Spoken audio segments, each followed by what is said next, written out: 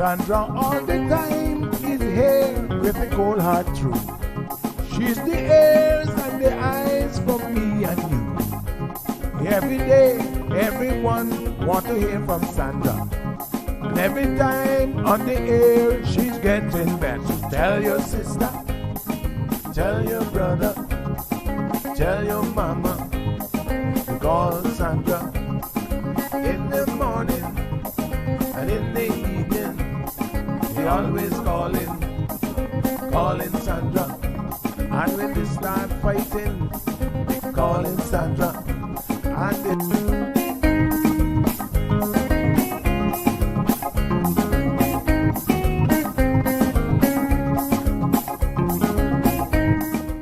And That's right, folks. Everyone is telling their mama about the cold hard truth. Welcome to another episode with more truth-telling, more problem-solving, and of course, more tea spilling than ever before. Sit back, students, grab your tea and turn up the volume because class is now in session. Call in at 936-2626 because your voice matters. Share your opinion on issues that matter the most to you.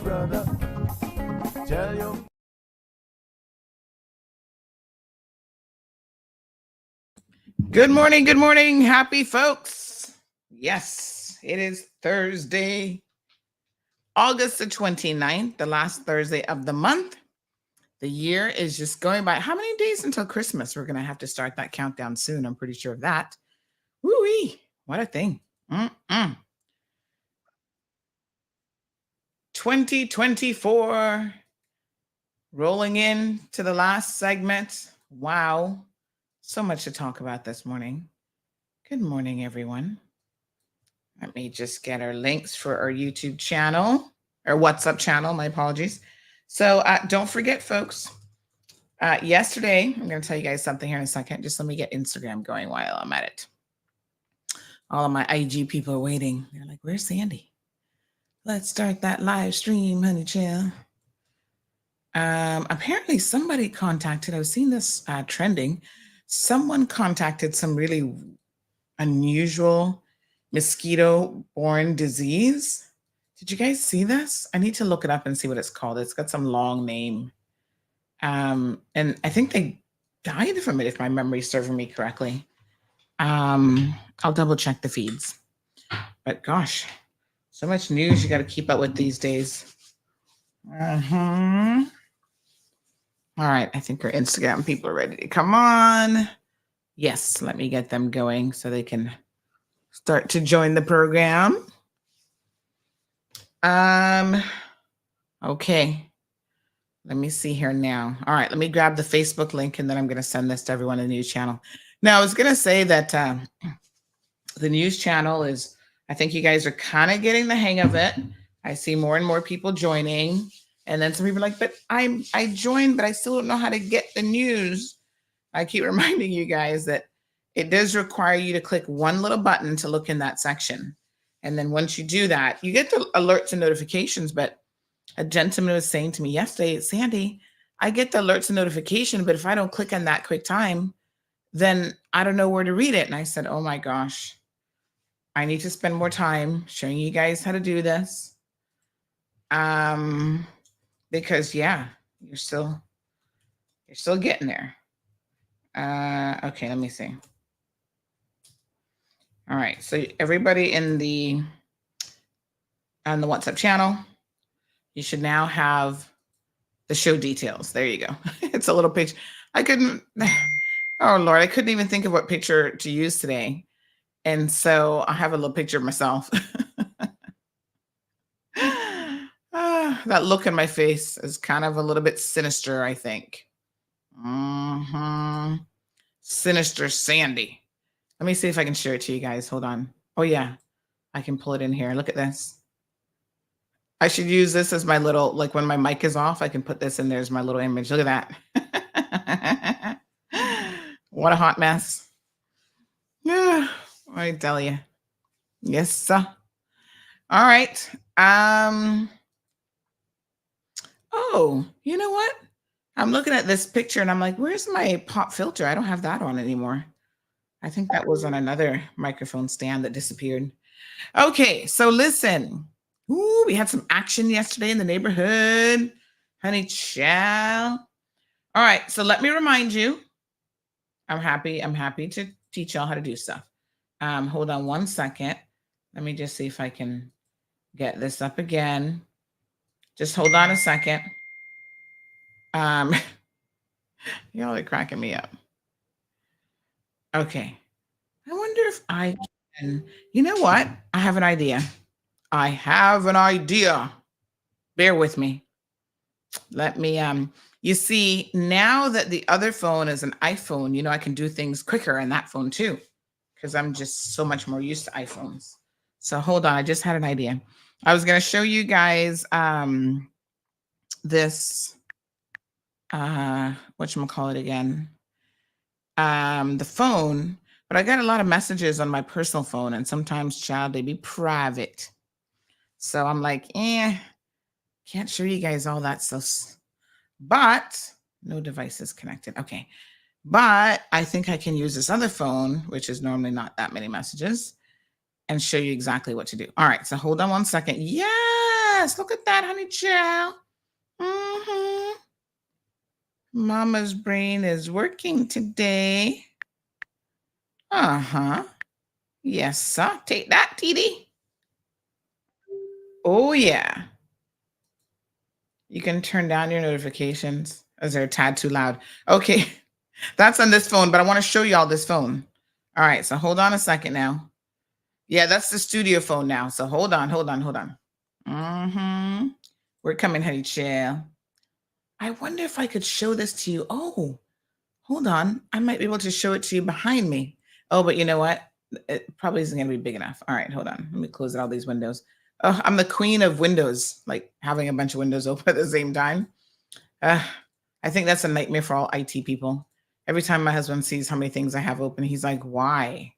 Why do you need 50 windows open? I'm like, listen, I'm working. I'm busy. Oh, yeah. All right. Here we go. Ta-da! Dun, dun, dun. Classes in session. Lesson number 1, how to join your CMR or any news channel. Okay. When I talk about news channel, some people are still confused. They're like, where is it? Is that YouTube? Is that Facebook? Where's Billy? Billy Adam? This is for you this morning and everybody else, because there's lots of you who still are completely lost when I'm talking about this news channel. You're like, I don't know what Sandy's talking about. All right. We're going to do the short, concise, and sweet version this morning. So what's up? You know, what's up? It's an application as well as a saying. So they have introduced over a year ago, actually, last summer, they introduced something called channels. And it's just a way for you to, like, I don't know, it's just an easy way for you to communicate with your customers, audience, whatever. And so it's good for people who are in the news business, because people can just sign up at their leisure. You know, I don't have to do anything for you to sign up. You do the work, and then you're there and you get all the notifications, which I send in one central location. You don't message in the channel. So it's not like a group where you send a message and everybody sees it. No, basically a channel is sort of one directional. So you read it. The most that you can do is you can respond with emojis to stuff that's posted in the channel. Okay. And you can forward it. So if I send you something in the channel, you think it's interesting and you want to forward it to your friend, you can certainly do that as well. Okay. So this is my iPhone over here. So I got 2 WhatsApps on this phone, actually, because now that it's a show phone, I've got the, I think I need to wake it up. I've got the show WhatsApp here, and then I have the business WhatsApp here for some other business. Okay. So you can actually have two WhatsApp together. They just can't be the same. Like one is WhatsApp business and one is the regular one. Okay. So here we go.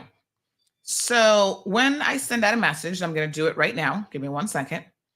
I'm going to send a news article that was posted in the wee hours of the morning. I think I saw Renee posting something like 1, 2 o'clock this morning. So let me see now. That is today's Thursday. Let me just download my emails for the day. Dun, dun, dun. Okay. So 2:18. Yes, we got a story here about Makiva Bush. So I'm going to go now to WhatsApp. And I tend to use WhatsApp a lot on the computer, like WhatsApp web or WhatsApp desktop. It just makes my life easier. So I'm going to now send that story. So that's on the website directly to the WhatsApp channel. Now look what's going to happen. Okay. So it's gone there. Now I have notifications on this phone. Why did it notify me yet? I wonder if it's because, does it have to be lock mode? But you got to just make sure your notifications are on. So normally it would pop up on this phone. See, if I lock the screen though, I don't think you guys can. All right, hold on. Let me do another sample, because maybe it only shows up on lock screen. I can't remember. So give me 1 second. So I'm going to send another one. This one is about email scams. So, right. Let's send this. I don't think we sent this one already. All right. All right. So there we go. You see what it says, CMR notifications? I should screen grab this because this is helpful. All right. So it actually notified me. So I guess I have it set to only notify me if my screen is locked. But there is the notification right there, CMR News. So now, if you click, you see all these CMR News notifications a minute ago, and then that one. So if you actually click on it, it would take you directly to the WhatsApp channel. Whoops, that's the wrong one. Okay, there it is. So you see the channel right there at the very top, and it says that I only have 11. Well, I have 11 unread messages in the channel. So that's what you do. You click on updates down at the bottom right there. Again, let me screen grab this because I want my guys to put together a kind of step-by-step so you guys can see this. All right. So 11 notifications, 11 unread messages, basically. And then if I click on that, I go to updates at the bottom, click there, and then I click CMR News, and then boom, there it is. It starts with where you left off. So you see where it says 11 unread updates, right? So right there above the Julie story with the minister. And then I can scroll through whatever those 11 updates are. And then when I get to the bottom, obviously there's nothing else. So when you're in here, you don't respond. Like if you want to talk to me, you would still go out of this screen. So you just back out once, and then you could have a conversation with me. But this is just for the purposes of reading whatever's posted here. It's not a group. I find groups very annoying because people be getting in there with all sorts of conversations, and you're just like, ugh. So like I can share it by pressing that little arrow right there. So I can share a story. I can hold down on it. Like if I hold down on the story itself, you see where it says copy link, copy forward. I can do like an emoji response. So this Makiva one, where it claims that he opposes the costly referendum, I'm going to do a laughing emoji because that's a joke for sure. Okay. So now other people in the, they will see a laughing emoji, but they don't know who did it. So they don't know who's laughing at Mac. And then it'll show like if 5 people did a laughing emoji in that article, it'll show that, but nothing else. So let me move up because I think, so see this one here where it says 100%. So somebody agreed with that and they did the little 100% emoji. So that's all you see. So here's another one. This one got good response from people about keeping your islands clean. So somebody was taken to court for littering, fined $300, and 6 people. And if you click right over the emojis, you'll see what those represent. So 4 people did a thumbs up, 1 person did the strong arm emoji, and 1 person did the heart emoji. So it'll just show you the reactions to the story. This one is like, this is kind of like the shock emoji from one person about the Andre and the minister premier story. So yeah, so it'll show you emojis, but it doesn't show you who responded with them or to them or anything like that. Okay. I see somebody else did the palm face emoji. So the great thing about channels is it offers you way more privacy than groups. But the thing that you must do, I see a lot of people responding to it now.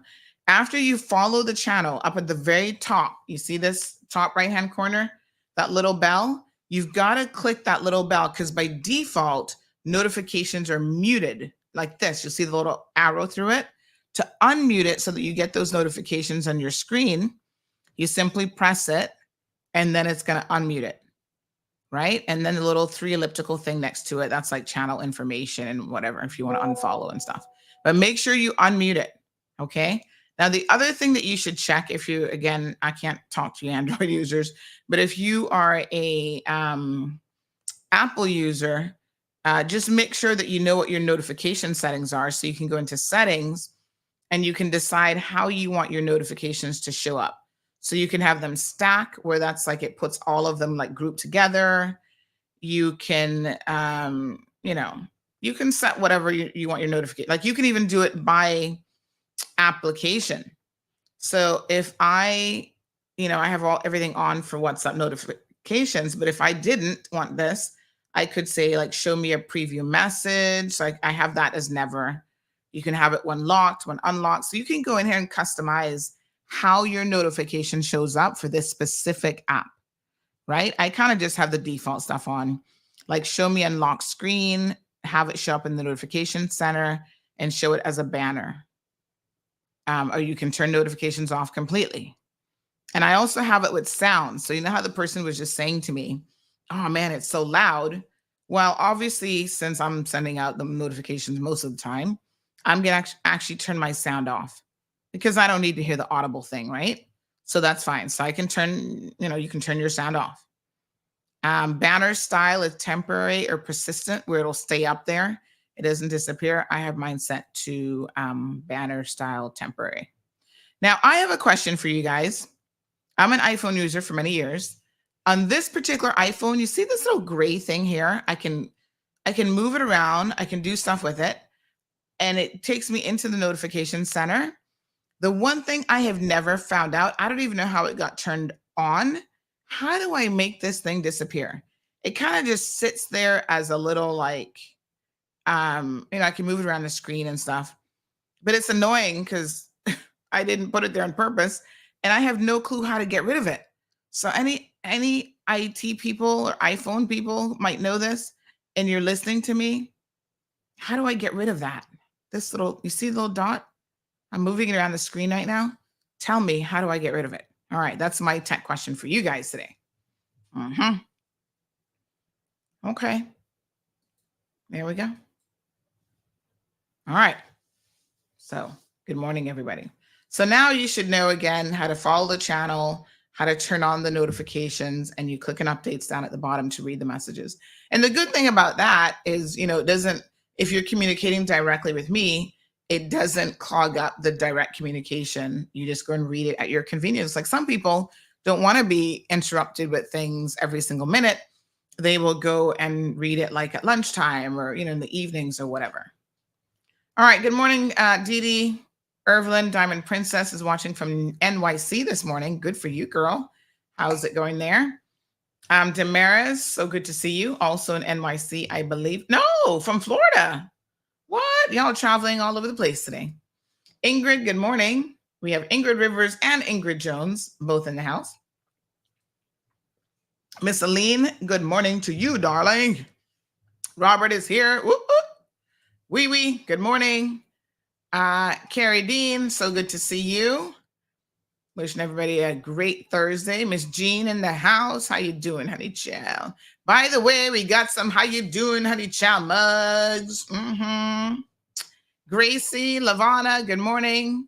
Everton, Lavana, I forgot to ask if you're back at work and how you've been doing with your post-surgery recovery. Hope you're doing just fine.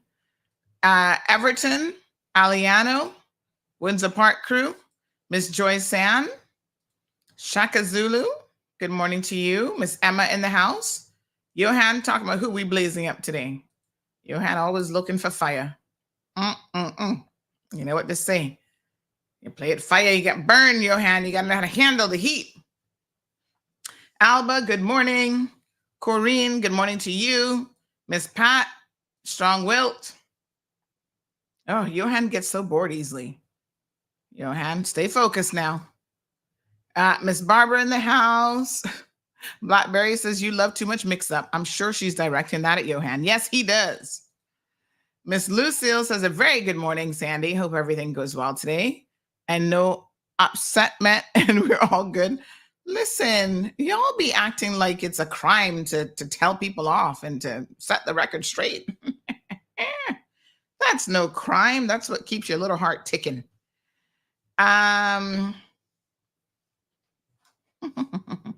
Miss Annie, good morning. Y'all make me chuckle. Olivia, good morning. Miss Jan is here. So good to see you. Lavana says, no, not as yet. I'm hoping soon, though. Aw, all right. You take it easy, girl. You got to recover. That's number one. All right, Luis. Okay, honey, chill. Hi. You know, I love my job. Did I tell y'all I love my job? How many of y'all love your job? Raise the hands. Just do a little raise the hand emoji in the comment section. I love my job. Everton says, hell no, it's not a crime. Just do you and say it like it is. Speak the truth, and you don't take it. What? And you don't like it. Tough luck. That's what I'm saying.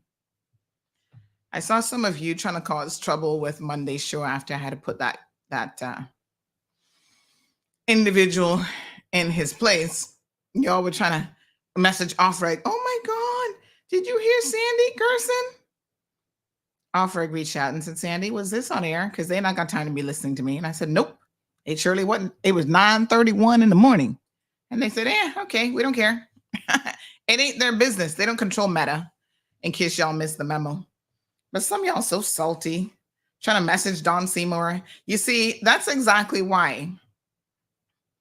The next thing is complete autonomy on radio. In other words, I'm going to have my own radio station one of these days.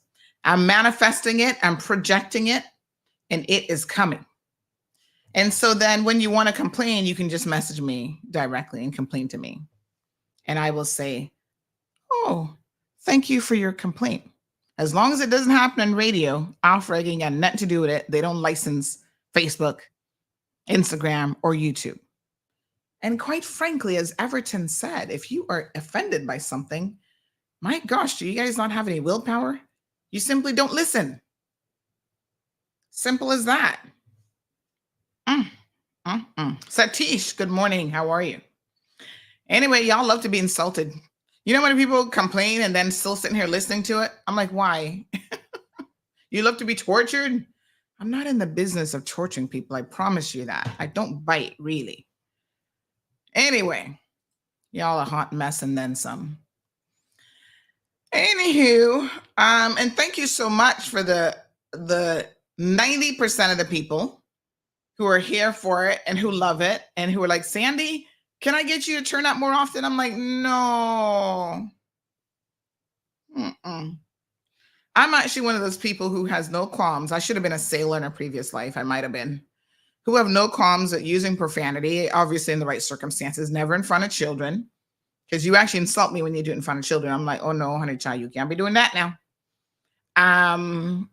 But you know, when children become adults, if they want to express themselves with more colorful language, depends on how they do it. You know, I might sit here and listen to it. It's not even the words that should be insulting to you. It's what's actually said. So the only thing that gives me caution is I am aware that some of you allow your children. That's why another reason why we don't do it on radio. But even if we were allowed to, because drive time, they're listening. Outside of that, make sure it's not. Don't let them listen to the after hour part of the show. My aunt would not be happy. Aunt Lottie, yeah, she was a nice little Christian lady, and she would not be happy with the profanity. That is true. So, I guess to honor Aunt Lottie, I probably shouldn't do it quite as often. Yeah, but then, Aunt Lottie knew that I was a rebel when she took me, and I think, I suspect she might have known that from day one. Anywho, folks, let's get on with the program. So yesterday we said that one of our sources indicated that the Syphic situation, Everton says he love it. He says, I love it when you use those curse words. It's so funny the way you said it. Lord Jesus. Morph, good morning. Were you able to remove the gray dot? You can remove the gray dot by going to settings, accessibility, go to touchscreen and turn off assistive touch. Oh, hold on, honey child. Thank you, Morph. I kept wondering, what is this gray dot for anyway? All right, so go to settings, accessibility. Oh, yes. And then go to touch. Touch.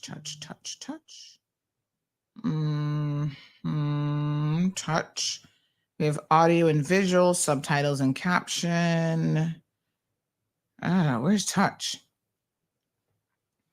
So I am in. Oh, there it is. Wow, this is a whole new era of the iPhone I've never been in. And then turn off assistive touch.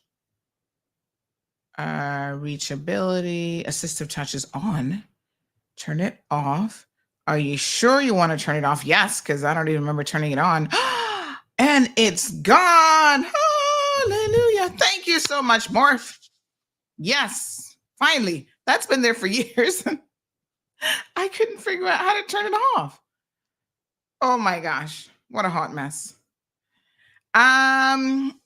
Miss Joy Sand say you sure do. Let me see. You sure do, and we love you. We love you being there, caring. Oh my goodness. Shaka Zula says, Auntie Sandy, you're a true Caymanian who can bounce between the two scenarios, from clean to profanity, based on how people rub you. Kudos to you. Oh Lord. I really let me think about this now. Sometimes I think that I allow myself to take on too much, like in the sense that people rub me the wrong way all the time. And I have a real knack for remaining, some of you might be like, is Sandy for real right now? But I have a real knack for remaining very, very calm. Like maybe a little bit too unnaturally so. But then when I pop off, it's going to be epic. You see? That's the one area that I'm going to say that, I don't like people who have extreme personalities. That's like, I'm sorry, but being a bipolar person, and I know that's a medical thing. And I almost dated somebody who's bipolar, and I was like, oh Jesus, in university. Thank God that the good Lord gave me the sense not to go there, because that wouldn't have been good. Because I don't like people who are extremes. Like I don't like controlling people. No. So it's kind of funny because I would say 90% of the time I'm like a really chill person, and sometimes overly chill. But then when but you see, I think that's the problem. Sometimes we sit there and we let things ruminate and get under our skin over and over again. So, even what happened with Hunter, Giselle is like, she gonna put that upside down smile. Even with Hunter, that had been brewing for a long time, Y'all don't know how much Hunter has been annoying the heck out of me. And I've been just very cordial, going with the flow, letting him say all kind of nonsense, trying to challenge him, but, kind of like, And then the one day that I'm done, it's like, whew, the dam just broke. Strong Will says, thank God for Marlon. But you know what is so funny, Strong Will? In my personal life, I'm totally not like, I don't, Marlon is a person who doesn't like profanity. So Even if something happens and I might, like, I stump my toe or something, you're gonna say a word normally when that happens. He looks at me like, "What did you just say?" And I'm like, okay, calm down now. Take it easy." Ah, Damon says anybody could see that when he calls in, and your facial expressions. And that's the thing. I must tell you, I'm not a person who can hide what I'm thinking. Just because I don't necessarily vocalize it. So I might not say, "I think you're a complete idiot," or, like, really, we're going to do that. I can't control the face. I don't have a poker face. I would never ever win. I don't know anything about poker, but I can assure you I would never win a game of poker. I would lose every single time, because you'd be like, "Oh, Sandy got a winning hand." I'm like, you know, it is what it is. All right, Debbie, hey. Debbie says, and Lottie has rolled, jumped, and finally transcended to another grave on Friday. Re-Hunter Kate. Oh my God. Shaka Zula says, that's what I'm talking about. You let people know what time it is. People know what is possible with you. You know it's possible that they'll be told about their tale. Irvlin says, yes, in your personal life, you're very chill. I know. Lucky Lucky Marlin, right? Yeah, I ain't got the energy for it with some other stuff, I guess. All right, let me see how to. Oh, I think. How do I turn off sound for notifications? Notifications. All right, that one I have to figure out. Send me, like, if I want to mute all notification sounds, but not like ring sounds and stuff, tell me where I go find that. Y'all think I would use my phone more to know these things for sure. Okay, so I don't want everything silent, but I just want notifications silent. All right. So listen, couple little things. We do have a guest on the program today, Mr. MP Wayne Panton. I think he in the words of somebody who was saying the other day, the Honorable Juliana O'Connor Conley doesn't like you to call her anything but that, because she's a stickler for titles, apparently. I'm just like, really? How about being a stickler for showing up to do your job? That would be awesome. Anywho, we'll respect her wishes. I don't have any problems calling her by her official title, but I think Mr. Wayne Panton also retains Honorable Wayne Panton because he was premier. And I remember I told you guys that McKeeva had it changed legislatively some years ago because he wanted to remain honorable no matter what he did in life. So no matter how misbehaved he was, he still wants to be honorable. So I think that they changed it where once you've had the title, you retain it like forever, sort of thing. But I know Wayne doesn't care what you call him,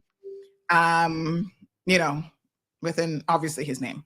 So Sean Wilt says, yes, put some respect on her name. That's what she wants, honey child. She's all about appearances. So let's talk about this before we bring Mr. Panton on. I don't like to get him too much in the mix because I'm sure he's just like, Lord, Sandy, these people gonna think I'm colluding with you. And he really doesn't. But I laugh because I swear every time he comes on, we be pumping off here and he just sitting there shaking his head. So listen now. Yesterday, we told you that CIFEC, a source had told us, very reliable source, that CIFEC was going to be held at the Seventh-day Adventist Church. So is anybody surprised that we were 1,000% accurate? That CIFEC is now being held at the ill-equipped Seventh-day Adventist Church. Now, somebody said something to me this morning about it, which I thought was very, very interesting. So yeah, somebody says, yes, you're correct. The premier retains honorable. It's a lifetime honorific, thanks to McKeeva Bush, because he couldn't keep being honorific on his own. Oh, Jesus, you can't make this stuff up. So someone said to me this morning, this person likes to delete their messages. What is with you guys deleting messages? I haven't read the messages yet. What are you deleting those messages for? So someone said, hold on, let me grab this. All right. So they said the following. Good morning, Blair. How you doing, honey chill? Blair's in the house. Hold on one quick second. Blair representing from the beautiful district of West Bay. She says, yes, please, the notifications. My dog thinks somebody's ringing my doorbell. Also, when you say, okay, It cues my dash cam. No way. Oh my God, that's so funny. It's like when you accidentally say Alexa, and then every Alexa device in the house is like, how can I help you? It's like, I'm not talking to you. All right. So this person said the following. Hold on. So by using the SDA church in town, right next to the hospital, is this a potential happening of a twice daily gridlock of traffic next to the main A&E on Island? You can't make this ish up. I hadn't even thought about that, to be honest. Very interesting comment. They go on to say, what about the Mary Miller Hall? It's big enough, has tables and chairs, and has been used as classrooms before, and has the canteen for RBPS and LHS right there, much less inconvenience all around. Now, that's a good idea, but you know what? I wonder if they also don't have the Mary Miller Hall ready. I mean, what were these people doing during the summer break? I have no idea. So, listen, it's going to be at the SDA Hall, apparently. All the parents are saying, Sandy, this is madness. The hall is not equipped for it. Why? Well, I can't tell you why. And it reinforces what everyone is saying in the community about this very close relationship now that our government is having with church organizations. In fact, someone went as far to say to me, what about the separation of church and state? Those lines have been so incredibly blurred. This person says, we need to find out how much government money is going to the SDA church for the use of their hall. And if they were a parent, they would be looking to sue government. I was like, damn, y'all are going crazy. And they said, I tell you one thing, if any of my children were attending SciFec, they would not be attending classes at the SDA church. Whatever happened to the separation of church and state? Wow, salty. That person was up at 4:59 a.m. sending me this message. Child, I was just starting to sleep. Then the other interesting thing is they turned around and did a whole photo op yesterday because, of course, we were calling the Honorable Premier out for the fact that she has just been MIA, right? She didn't go to the parent-student meeting about the whole SciFec debacle. And we're just like, where is she? Guess what she did yesterday? I mean, this stuff is so contrived. It's not even funny. Like, I get public relations. I get, marketing, all this kind of stuff. But clearly, they really start to insult our intelligence and think we're pretty stupid. When they then send out I'm trying to find the picture. They then send out a picture of her from yesterday. All of a sudden, she could find a hard hat, and she ran to George Hicks High School for a photo opportunity. So I'm looking at this going, why didn't she do that early in the summer when she actually needed to check on the status of the project? Does somebody have that picture? Send me the picture because I don't seem to have it. So yeah, so all of a sudden there's this picture of her there like, oh, I'm here to check in the construction site. Yeah, now that it's like half a year behind, like, really? I can't even. So let me talk about this. What happened to the SciFec compound? I'm lost. That's sad. Well, Deanna, the compound is under renovations. It's got asbestos and all sorts of stuff going on there that they do need to rectify. And they started the construction and then they didn't bother to finish it. And they also didn't bother to, was this posted on the education page? Where is this coming from? Hold on. Somebody did send it to me. Thank you so much. And they didn't bother to, more importantly, notify parents with sufficient notice that the school wasn't ready. So literally, school started yesterday for everybody. On Tuesday afternoon, they're sending out messages calling an emergency meeting for SciFec because, we just figured out within, 16 hours of school starting that it's not going to happen. And then they had to mad rush to find a place. It's so interesting that it just so happens that the SDA church was available. So this is it. Today, the Premier and Education Minister, Honorable Juliana O'Connor Connolly, visited the former John Hicks High School site. She was accompanied by officials from the Ministry of Education, the Department of Education Services, blah, blah, blah, SciFec, They met with the project team and received the latest updates. Why didn't this happen in June, July, or even early August? It happens after all parents are kicking up, about to take to the streets and protest that Sifet school compound, George Hicks, is supposed to be the new location, isn't ready. Even the special unit, and I've been to that unit, they are separated from the other students for a reason. They get individualized attention. It's really, really important. Some of these children have behavioral issues, and they should not be mixing with the general population. Well, guess what? Those poor children have now been put back into the general population at school, and their teachers are supposed to enter the general population and offer them assistance, which is like crazy. So I don't even know, how that's going to work. It's called a behavioral unit, and they're separated for very specific reasons. So even that now has gone to the dogs. The behavior intervention units. They've done away with the young parenting program. So that's a shocker. I didn't know, and I don't even know when that happened. That was, sometimes young people make poor decisions and they get pregnant as teenagers. Listen, once it happens, what are you going to do? You got to try to prepare them. I mean, some people choose adoption as a method. You've got to then try to prepare them for what life is going to be like as a young parent.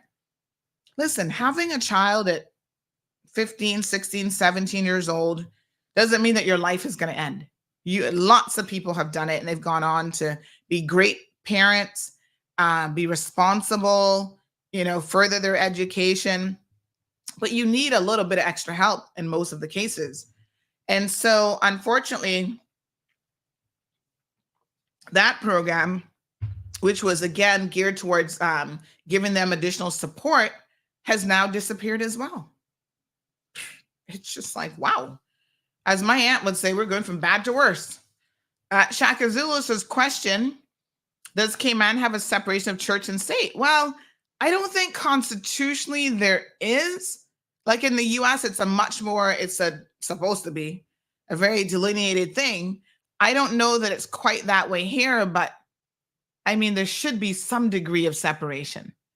And so we blur the lines. And a lot of times, most of us just accept the blurring of the lines because, I'm going to bring in the former premier here in a second, because I know he's got something to do around 9:15 or so. But, we accept blurring the lines because we are a Christian community. Even if you're not a Christian, you're like, yeah, whatever. If they say prayer at the beginning of events and stuff, government events, you just go with it. Like, you're not going to complain about it. It's part of our culture or whatever. But it seems like it is really going to a whole different level now under the leadership of this particular premier. And I must tell you that someone said something to me yesterday, and I even shared it with some of my family members. And they said, one cousin, they said they hadn't really ever thought about it in the way that this person said it. And I don't know if you remember this comment that I read yesterday about the fact that the Honorable Premier is deliberately and systematically stacking the education system with religious fundamentalists. And they go on to say other things, but I hadn't thought about it. And when it was said yesterday, I was like, it is interesting. And it's something to keep in the back of your head. I think that we don't want that, even if we're a so-called Christian society. There has to be a limit to the intertwining of, church and state. And it's very, very blurred right now. I got to be honest with you. And not a good way. So, yeah, Mr. Good Look, I don't know. Tessa, good morning to you, my darling, says, this is what I'm talking about. They're sending all their money off island instead of building up her own. Wanda says, politicians really think that we're that stupid? We can't see through all their BS? Seriously, every day I'm more amazed at how ignorant these people are. Well, Wanda, speaking of how, wait a minute. My phone was ringing. I didn't even hear it. Hold on, Denny. I see you calling, honey child. Speaking of Speaking of how ignorant they must think we are, how stupid they must think we are, did I tell you guys that I'm shocked? Of course, I haven't told you because this happened after yesterday's show. I am shocked at how the premier thrown the Minister of Finance under the bus. Did y'all see this? Good morning, Denny. Buenos dias. Buenos dias, señor. ¿Cómo estás? Not bad.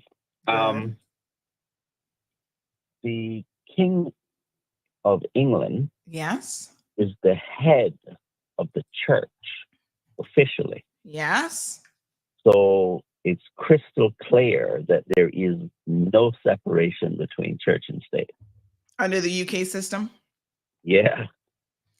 But I mean, I've never seen him get up at official events and do certain things that I'm seeing happening here. There's something called a glorious revolution in which the power of the king was stripped away from him and is now exercised by who was once his advisors, and they call themselves MPs. Oh. But that's a much longer conversation. Interesting historical fact. Thank you. All right, bye. Well, I guess that answers your question, Mr. Good Luck. Pat says special needs and other special classes should be the last thing we're cutting or not providing proper environments for. Exactly. And, you know, in order for the Honorable Premier Juliana O'Connor Conley to get her $50 million school, she has neglected the special needs community. And I mean, this is not very Christian-like now, in more ways than I could possibly count. I mean, it's wow. Y'all need to open your eyes, folks. I mean, listen, this is not me trying to be panicky. This is actually what is happening in our beautiful little country. So hear this hot mess. The finance minister, we talked about this briefly yesterday, this is a consultative period now for some changes that he is proposing in relation to the financial services fees, right? So there's a financial service fee, and it actually impacts a number of different laws. So like mutual funds, company management, there's a whole list of, I think I counted maybe 15 or 19 laws that would have to be amended in terms of their fee structure. So one of the things that was put in there is in relation to the credit union, the legislation that impacts the credit union. And so let me see if I can find this. Hold on. I know I downloaded the document, but anyway, they were going to levy a fee against the credit union of some $200,000. Now, they went from 0 to 200,000. It does sound a little bit excessive. However, somebody reminded me of something, and you know, I try to be fair and balanced. I am not currently a credit union member. I have been in the past, and I know the benefits that civil servants obviously get from being members of the credit union. I think that's fantastic. That's great. It's a membership-based situation. But someone also reminded me that, Sandy, the credit union actually had like a $14 million profit last year. I was like, what? So there is a bigger question here, to be fair to the finance minister, of a profitable organization. They're claiming that, oh, you know, we got fees and this and that. Well, everybody does. And that's the cost. That's called the cost of running business. You don't run a business for free. So there is a question of, you know, because they are 51% Caymanian, barely majority Caymanian, does that mean then that they get a bly as a members only? Somebody else put in the comment section, they're not legally a bank, but they sure act like a bank. They're able to do pretty much everything that a bank does, including loaning money for profit with interest rates and all this kind of stuff. So the lines are a little bit blurred, I think, in terms of that part of the equation. Oh gosh, I'm not hearing the phone calls come in today. I wonder if I turned off another notification. Anyway, so there is definitely that concern. But my other question in relation to this, oh, I think I know what it is. I think I might know what it is. Hello, caller. Good morning. Good morning. So I just wanted to make a comment on the credit union, on the fees for credit union. I'm a credit union member, have everything there. Yes. Savings, mortgage, everything. That is literally one of the only things for Caymanians. If the government needs to make more money because of this school or whatever the case is, then stop giving them rich developers concessions and get the money from them. Leave us alone. I don't care if it's $1 fee that I have to pay. I don't care if it's 50 cents. Leave us alone with our little credit union and our little benefits that we get from credit union, because we don't get nothing else. Yeah. We don't get nothing else. Well, this is what happens when they overspend. Because when they overspend, they got to find the money somewhere. I will be protesting. Like I said, I don't care if it's $1 or 50 cents. Leave us alone.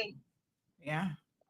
All right. And I hope when the time comes, that people show up and protest against it. Because like the latest said, I was listening to Radio Cayman. They were on Radio Cayman, some of the credit union members. And like she said, someone mentioned, oh, if you break that $200,000 over the year and split it between all the members, it works out to like $1 a month. I don't care. Because like what she said is $200,000 now, but once they introduce the fees, it's a lot easier for them to increase it every year. Yeah, and leave us the alone. Question, I think that there has to, I guess the people have to, and you've expressed your opinion for sure this morning, the people have to decide if credit union is going to retain this benefit of always being, not having any government fees directly levied against it for its whatever license it has. Because technically there'd be nothing stopping somebody else from starting up another credit union as well. All right, caller, thank you so much for those comments. Appreciate it. Thank you. So, these are things that, we need to flesh out and talk about. But what is most interesting about this is the fact that the Minister of Finance has put out this consultative paper. It is what it is. And then the premier of this country gets on radio. Listen to this hot mess now. The premier of this country gets on radio and she makes a statement on radio that she does not support her own Minister of Finance. Have y'all allowed that to just ruminate and sink in for a minute? They're cabinet members together. Surely, despite what she might want to fool y'all and think now, she would have had to even tacitly give some sort of indication to the finance minister, her and the other ministers of government, that they were in support of these potential fees.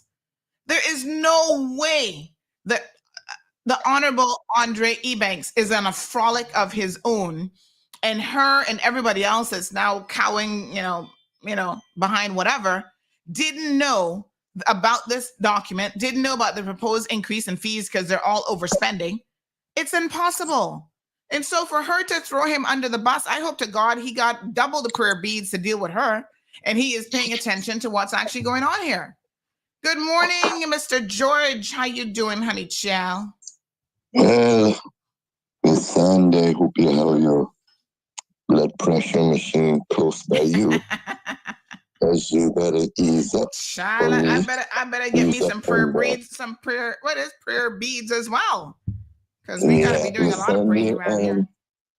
Yeah, I'm a Seventh-day Adventist for a long time, for over 40 years.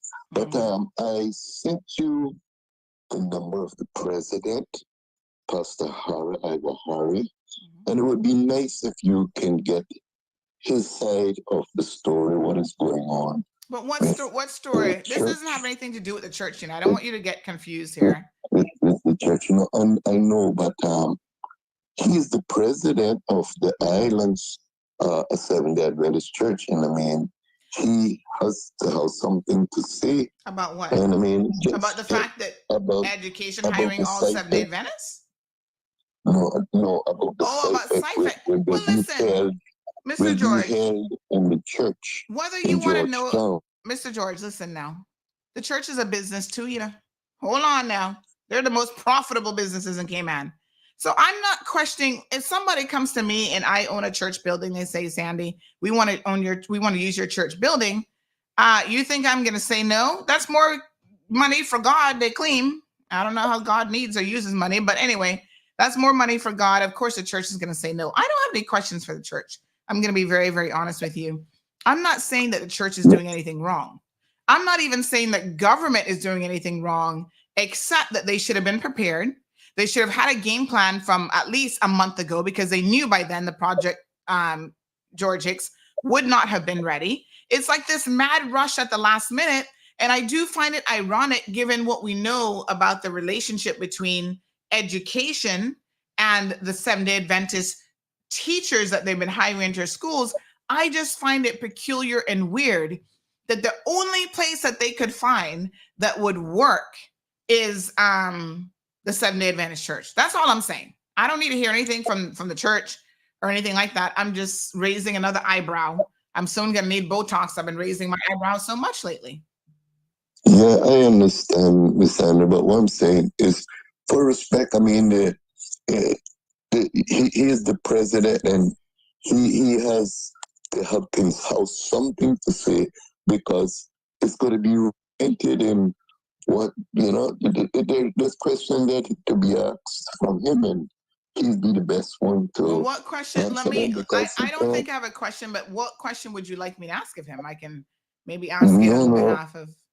No. You're smart. You're smart enough. You can figure it out. What I'm saying, what I'm saying, right, is this is government. This is a government school, right? Yes, sir. So find out from them. You're saying it now is they couldn't find somewhere else, right? So this is what I'm saying. If you could. But that's not a question for the church. It's not the church's business to find somewhere else for SciFac. That's government. No, right. But what I'm saying, the church is being used. Right. The church is going to be used. So you need to find out from him the question of, what, it's a church, and it was designed and built for the church. I worked on a church years ago with Mr. Roy Campbell, and I mean years ago as a young man. That's been a long time, yes. And the part with that, it's been a church ever since, and it was never used for nothing else beside the church, although they've just built a pretty good large hall with everything in it, bathrooms, and when we have our meetings and stuff. But it would be good to ask him for respect, to get his point of view as the pastor and president of the church. That's all I'm saying, all right. Thank you, Mr. George. Appreciate it. But I sent you his number. Okay. And in there. Thank you. Thank you, darling. All right. I'll have to think if I have any questions for him. I mean, I'm not thinking of any, but I'm trying to figure out why my phone isn't ringing. Oh, there we go. I turned it all the way up. It's ringing now, honey. No, it's still not ringing with incoming calls. Oh, that's WhatsApp calls. Maybe it's silent. Good morning, caller. You know what? Give me 1 second. Let me just bring the former premier in, because poor Mr. Panton, he's been sitting there being bored to death. At least we can see him on the screen, if nothing else. Just turn your volume, turn down the radio for me in the background. Good morning, Mr. Panton. How are you? I'm good there. Good morning to you, and good morning to all of your listeners and our wonderful Caymanians near and far. Yes, I have been reading news and all other things while I listen to your dulcet tones addressing the issues of the day. Yes. Oh my gosh, what a mess. And I know obviously education is very much in our minds. We do have one caller, so let's go ahead now. Good morning, caller. Welcome to the program. Good morning, each and every one. Darling. How are you? Hi, darling. I'm good. Good. You know what I don't understand? Churches are a hospital. It's a helping hand to community, to the world, in fact. So I think when the church is used and needs to be used, I don't think money should be exchanged or less godly. No, for lights and water, because they have to pay light and water. CUC is not. So I can understand light and water, and if they need a caretaker to clean or something. But on a whole, I think it should be given to the community, to people, right? To use. As Christians, this is what I would believe that we should do. This is how I'm led. This is how I feel. My church I go, we have never been out there. We never do. We don't ask for nothing. Even churches that have to refuse to bury people, I have went to my pastor and I've said the church refused to bury them, and that's where they grew up. He said, bring them. Once they behave inside the church, he said, that's all I'm asking. They have respect in here. He said, bring them in. And I have taken people that has been buried in that church. I have no association with that church. That is what churches is for. We're supposed to be there to help the community.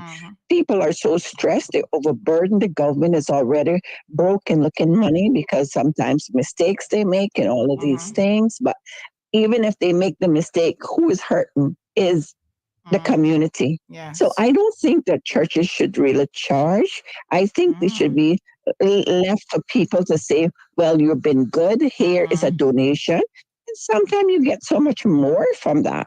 You understand? Because the government on a whole give churches leadways and the fees that they don't pay. So all of this, they should be willing and ready to say yes. Okay. You understand? Well, we're gonna find out. We're gonna FOI it to see exactly how much is gonna be paid, or maybe shock and surprise, they might be giving it for free and we don't know it. Well, okay. We'll find out one way or the other. Right. And the Thank other you. thing, Christians, sweetie. Everybody that say Lord, Lord, he says shall not enter, honey. So there are people that say they're Christians, but darling, it's just a name. Like, some people have Christian last name, but even serving God, there's people that do that. And we're all striving, we're all humans, we all have flesh, but we have to learn to take away that flesh and ask for the spirit, because we need to live in love and unity. Yeah, we have to. This is the only way we are going to succeed. So don't make, because somebody say they're Christian, honey, that fool you. I know, Right? action, definitely not fooling me, honey Jim. Well, I mean, the world, because people say, so they're Christian, they're All right, Christian. we got another call coming in. Thank you, All my right, dear. sweetie. No point taken No for problem. sure. Thank you so much. Darling. Good morning, caller. Welcome to the program. Morning again. Morning. I just wanted to say, is there really, if you really think about it, is there anywhere else that could house it other than a church? The Mary Miller Hall cannot be used because Red Bay and Lighthouse both use that during the school year. So that can't be used. So is there any other What space about other than a church? the Family Life Center? But I guess that's also attached to a church. But that's a church. Yes, that's a church. So here's the thing. Kim and Brack has options. They have the big civic center on the bluff and the big multi-purpose hall that sits there all year. Why doesn't Grand Cayman have a big AC? Because we have the Lions Center, but that's not government either. That's private. That's owned by the Lions. But that's not even fully closed. None of these facilities are ideal for a learning environment. But all the same, though, why doesn't government have a big, like we have smaller civic centers? Because we're supposed to have. Why don't we have a big place? Well, there is that for like maybe special events, but we're talking about our students here. They're supposed to have proper classrooms. I mean, not for nothing, but of course, Of course. But I'm just saying there is no other option right now because it's not fixed, which is terrible. Listen, but there are no other options in the church. Here's an interesting point that I think a lot of us are also missing when it comes to education. The numbers here in Cayman are busting at the seams for a lot of different reasons. Both Clifton Hunter and, maybe not Clifton, but John Gray for sure, is exceeding their population numbers. 1,300.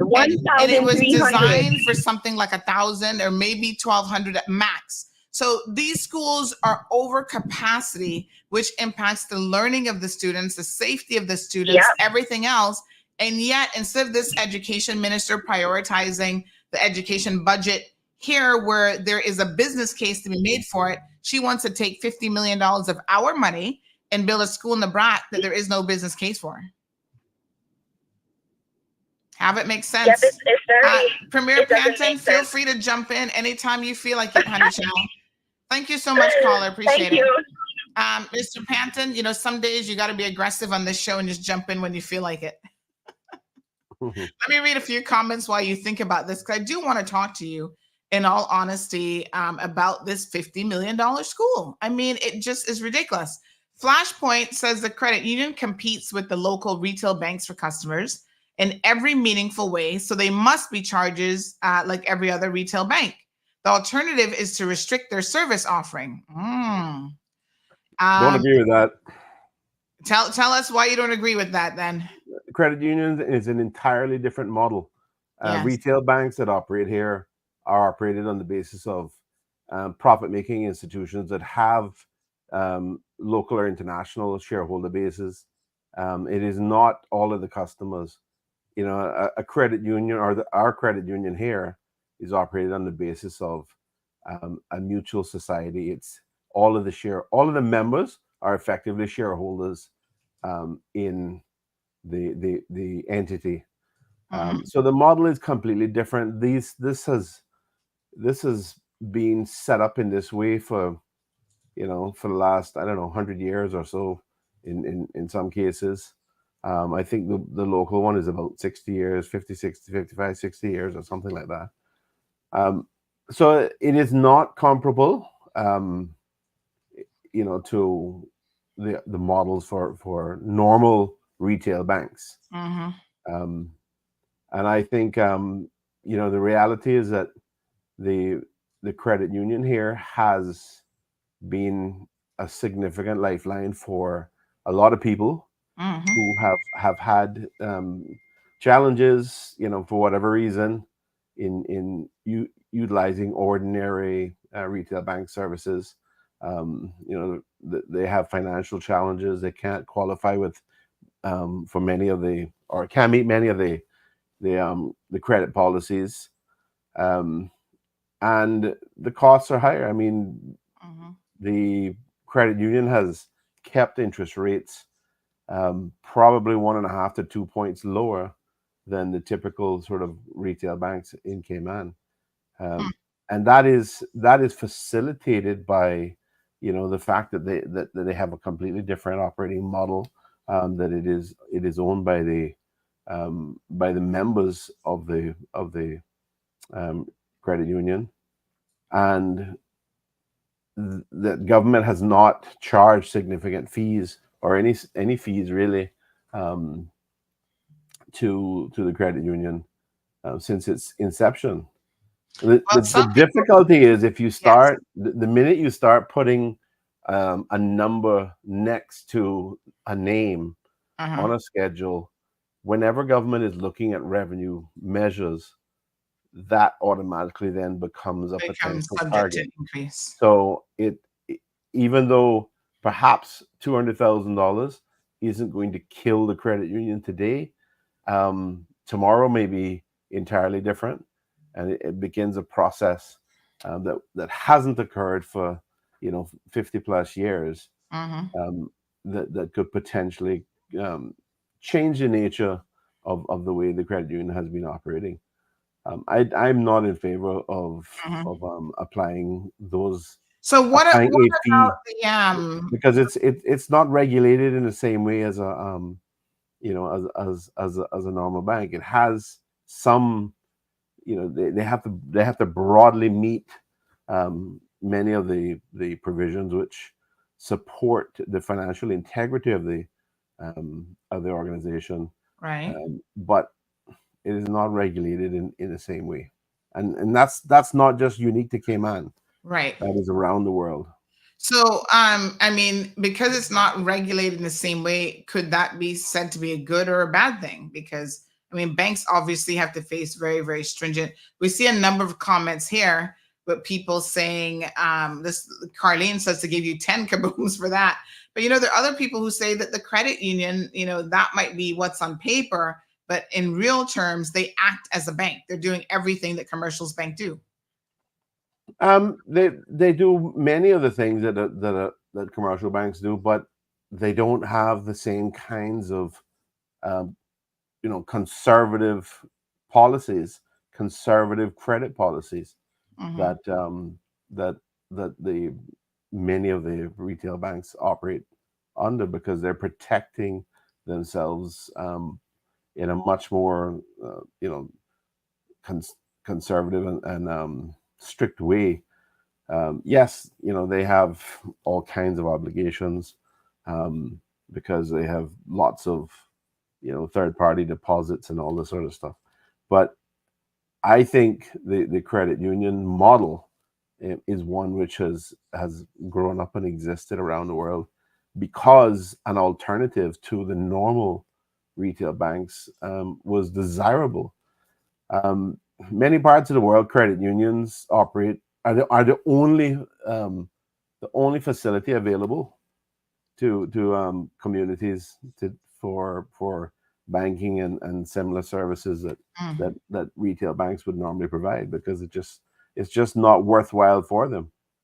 Right. You know, okay. All right. Personally, for me, I have supported the credit union because I have seen how effective they have been at being an alternative to and a very helpful alternative to the normal retail bank operations.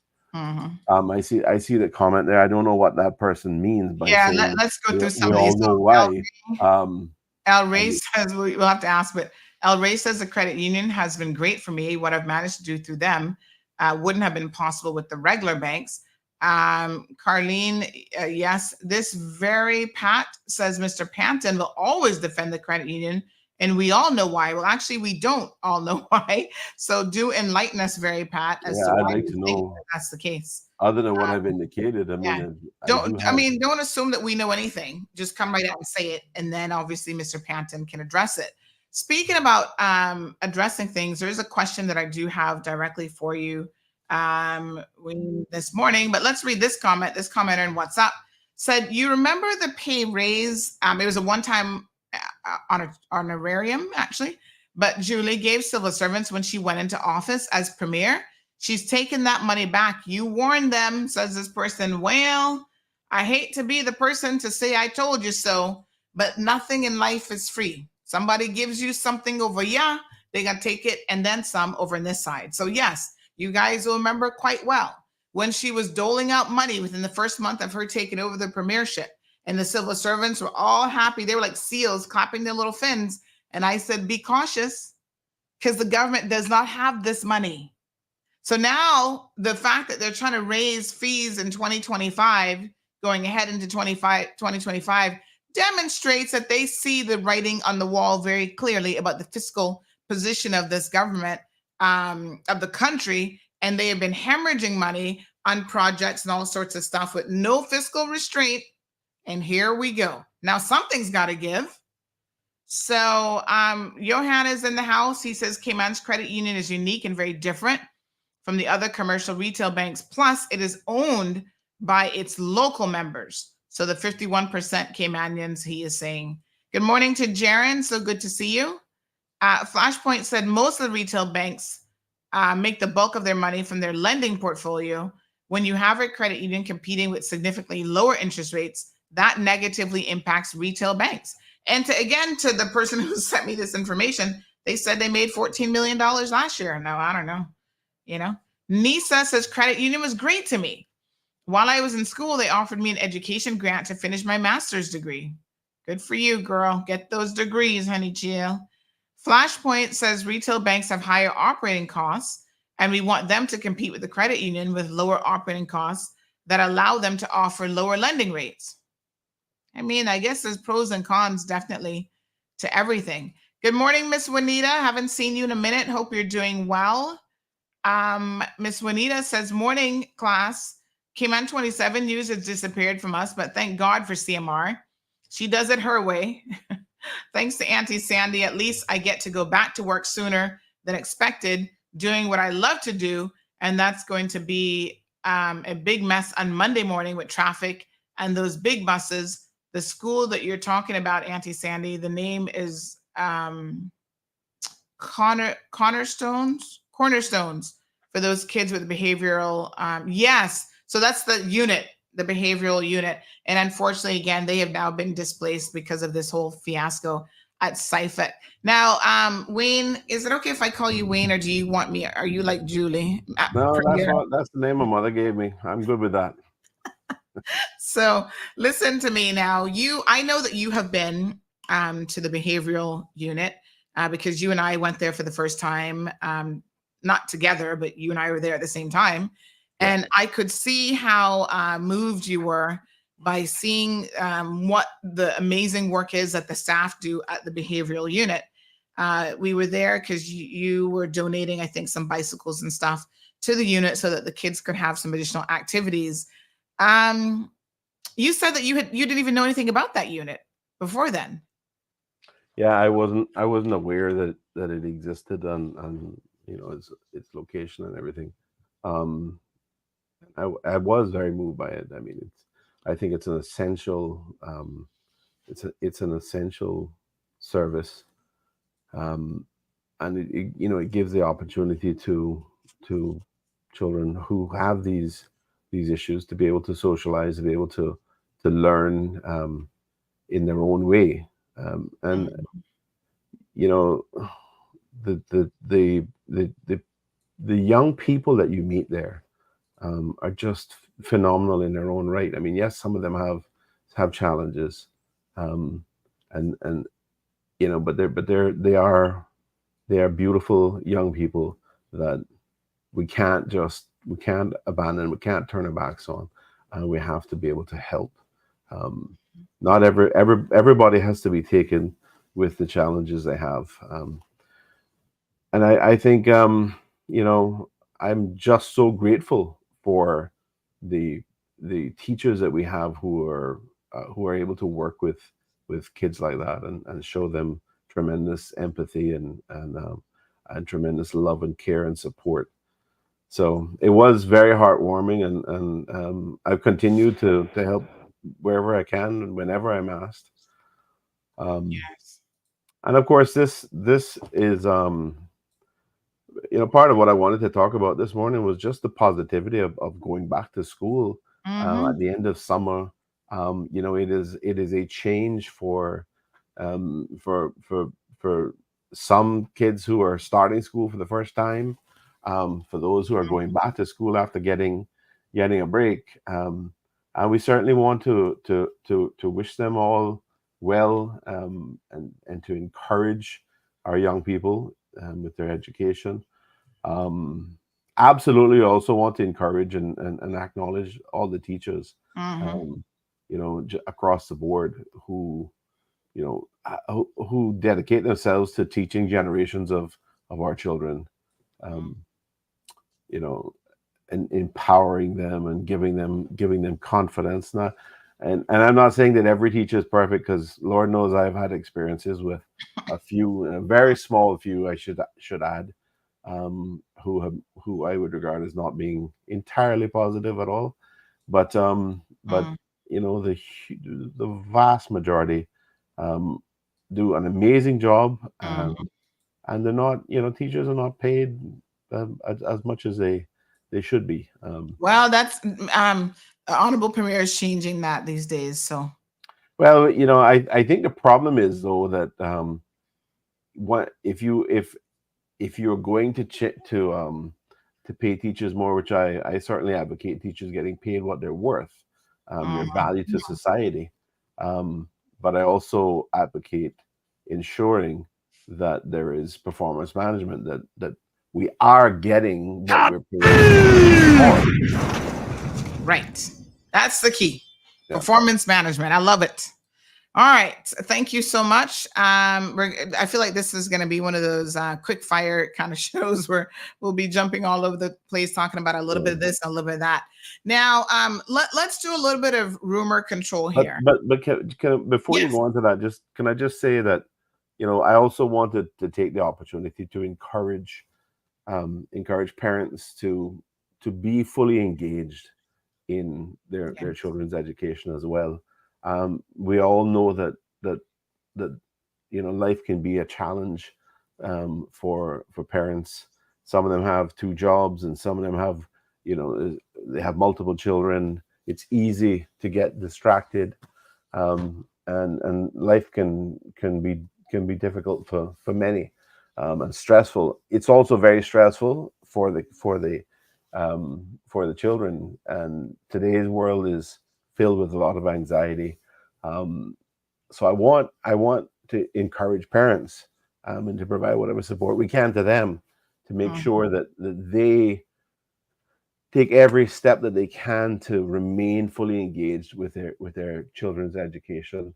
I personally think that we have to, in our community, we have to continue to elevate education, as well, because it is critically important to the success of our society, and obviously the opportunity for our children to realize their full potential. I was in New York earlier this year for a couple of days, and it was very interesting listening to a taxi driver there who had come from, I think he'd said he'd come from India to go to school there. But his story to me was, you know, he felt like he had wasted his time there, getting starting education, that he really just wanted to go out and work and make money. The problem is that you can do that, but you're always going to be, for the most part, stuck at a particular level. And you are, and I said to him, I said, I suspect, he's quite young. He was in his early 20s, I think. I said, I suspect in a few years, you're going to look back and have a different perspective on education. So I want to encourage people to value the opportunity for education in our society, particularly for our children who can really maximize their full potential. And we, I think, have to do everything we can to create the right conditions for our young people to learn. And it's one of the things I have over the years tried to do. Supported kids going to school locally as well as internationally, and it is something that I've seen young people just blossom and become amazing contributors to society as a result. So anything we can do to encourage that, and you're right, I agree with you in your focus on education, and I think we have to have more of that. We spend a tremendous amount of money on education in this country, and I don't think it's efficiently spent. I don't think we're getting as much as we should get as a result. Return. So I think it's time to really turn up the expectations on the system and the leaders in education, because it is simply unacceptable that we have the kinds of mediocre performance in certain cases that exist. It's a disservice to our children, and it's a disservice to the potential of our country. Yep. Thank you very, very much. A couple questions coming in on the WhatsApp. Let me see. All right. So one person says, can you please ask Wayne this question? Ask Wayne if Andre would have been able to do what he did without Juliana or the other minister's knowledge. So just to refresh everyone what this is about. So in relation to the credit union, obviously the minister of, and thank you, someone corrected me that the Honorable Premier is the Minister of Finance. Minister Andre Ebanks is Financial Services, and they Correct. Are two different. Yes, Correct. I think I was calling him the Minister of Finance. So they're actually two different ministries. Ministry of Finance falls under her. Minister of Financial Services is the Honorable Premier. The Honorable Minister Andre Ebanks. And financial services fees now would fall under his responsibility as well. In what world would this have happened where Minister Andre would have come out with these proposed changes? I know it takes months for the civil servants to put together a consultative document. This one is 19 pages, I think. It went through all of the areas that they'd be looking at increasing fees, some, on the retail banking side, some for funds and different things, company management. A lot seems like it probably went into even just preparing the 19 pages. And they're recommending now for this consultative paper. And again, this is a revision of the financial services fees, right? This consultative paper, Wayne, is it possible that the Honorable Premier would not have known anything about this, or the other cabinet members? I can't say it's impossible, but that scenario could arise. But I would say that you know, this is a scenario in which the premier is also the minister for finance, and has obviously been a significant part of the budget discussions, the budget making process, and the position that was taken with the budget that was passed in December last year, and the statements that were made around by her and by the minister for financial services around potential increases in revenue streams. So it seems to me that it's unlikely that she would have known nothing about it as Minister for Finance, as well as Premier. But when I say that, I'm not saying that she would have known specifically about a proposal in relation to a fee for the credit union.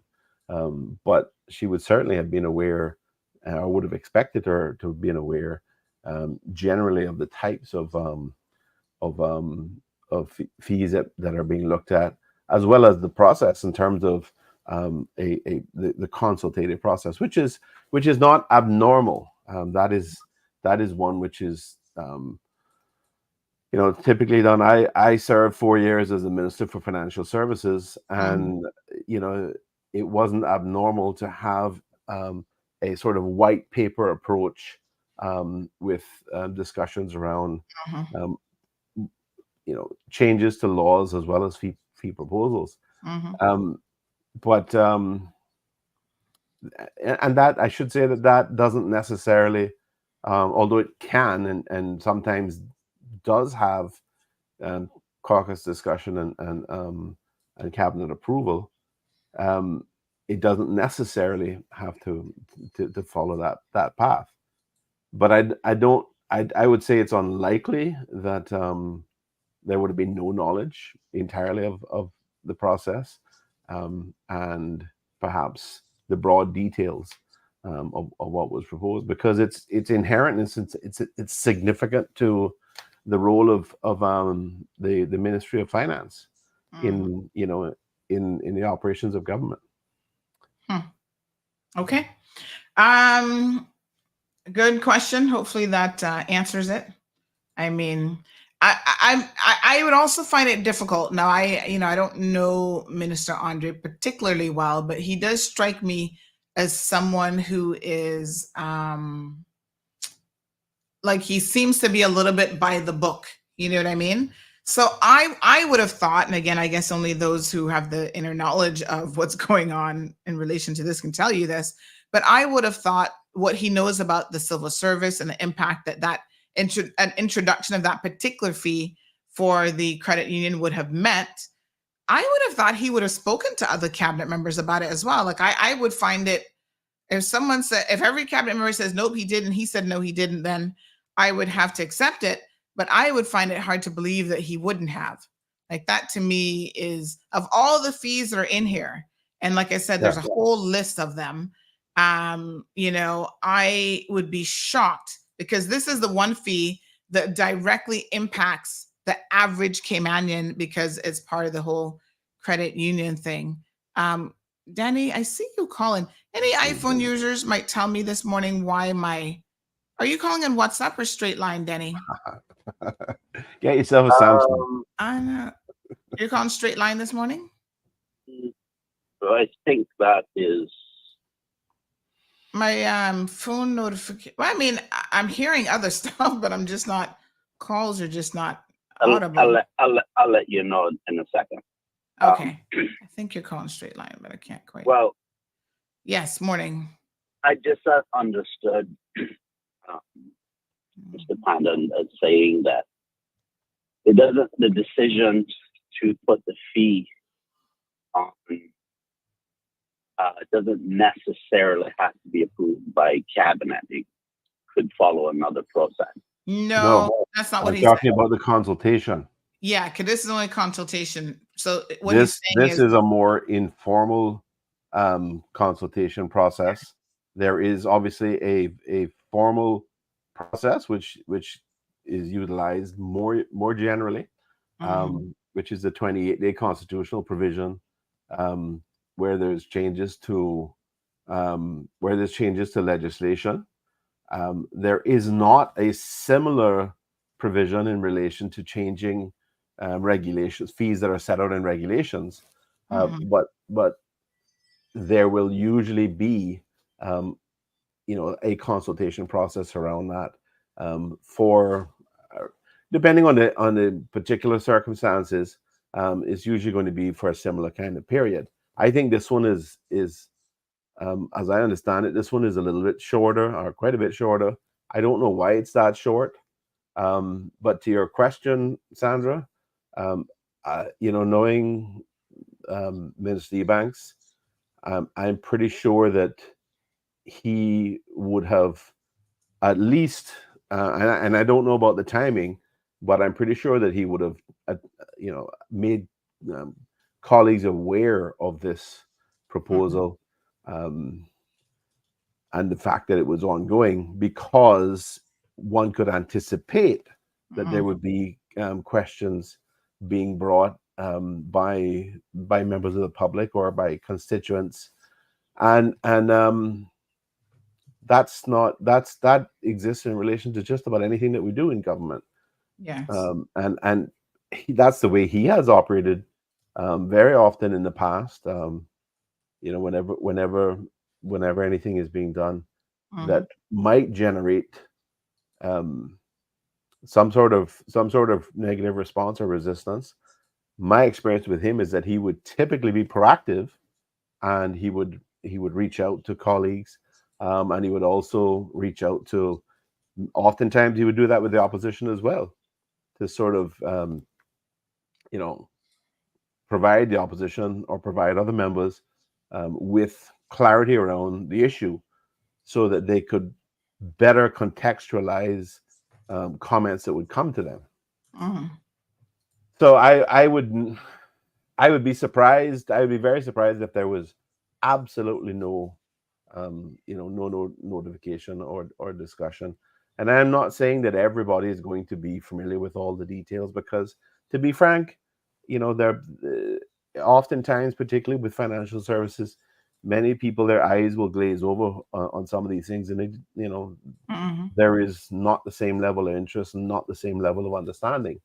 But of course, my experience with him is that he would certainly try to communicate things to put his colleagues in a position where they would know, at least know broadly that it was occurring, and that they may expect some comment. Okay, Denny. I would expect the Minister for Finance to have a better understanding of what those details would be, because that is a primary role for the Ministry of Finance and the minister. Under the law, for example, the Minister of Finance has to give specific authority for fees to be raised, so and for charges to be made against the revenue of government. So that is a significant position of control. Thank you, Denny. Any other comments before we let you go? Yeah. All right. So an informal process to consider doing this, or has the decision been made that no, it will be it's done? still in the consultation. No, it's an informal consultation process to get feedback. But that's generally the reason why I'm focusing on this particular aspect is that a decision to do this would have to be made by cabinet, not by the minister himself. And the point decision to implement it. To implement it, yes. Well, as I said, Danny, just to clarify, I mean, there are some acts, some laws that have the details of fees set out specifically in the body of the act or law. There are some laws that provide that cabinet can make regulations dealing with fees. So it depends on where the fees are located. Now, if the fees are articulated in the legislation itself, then changing that fee would require more often than not an amendment to the legislation itself. I say more often than not because it might also be a slightly different situation where it says, this is what in the law, it might say this is what the fees are, but it might also say this is subject to change by cabinet, by order. So it depends on whether it's regulations or whether it's in the legislation. But if it's in the legislation, then regulations. Sorry? I said only the cabinet could make regulations to change fees that would tax. Yeah, that has to be formally done by cabinet. And the same and changes to legislation has to be formally approved by cabinet to then go to parliament. So then once it goes to parliament, then hopefully government having the majority would be in a position to pass the amendments that they're seeking to put before parliament. But the cabinet would make the policy to send it to the House. Correct. Right. And so what I'm saying is that is a minister, him or herself, cannot decide to do something. It has to be a policy of the body called cabinet. Yeah. In either case, if it's regulations, cabinet can adopt the policy and implement the changes immediately, subject to publication in the Gazette and that sort of thing.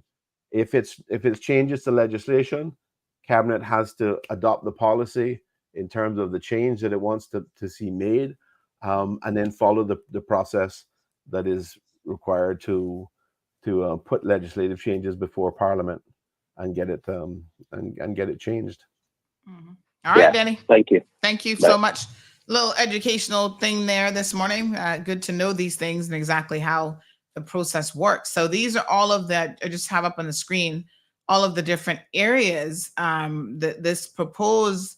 Again, it says the purpose of this consultation note is to seek industry feedback on proposed changes to certain financial services fees present in the following legislation. So basically, these are all of the different areas that would be impacted: private funds, mutual funds, banks and trust companies, private trust companies, and so on, even building societies. And of course, the one that is relevant here would have been the Cooperative Societies Act, which is what regulates the credit union.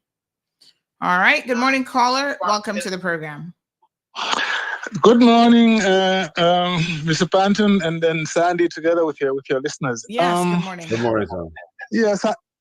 Yes. You see, I've been listening to this. I just joined it actually at about the time when Denny called, but I'm aware that there's something going on relating to the credit union, and some members of staff have been, on Radio Cayman talking about it. But I just thought that I might chime in a little bit because you see, it relates to legislation. See. A couple of things. One, I just think that, I don't know, perhaps it's more lately than in the past. I just feel that the government looks disorganized, and also they just don't want to learn.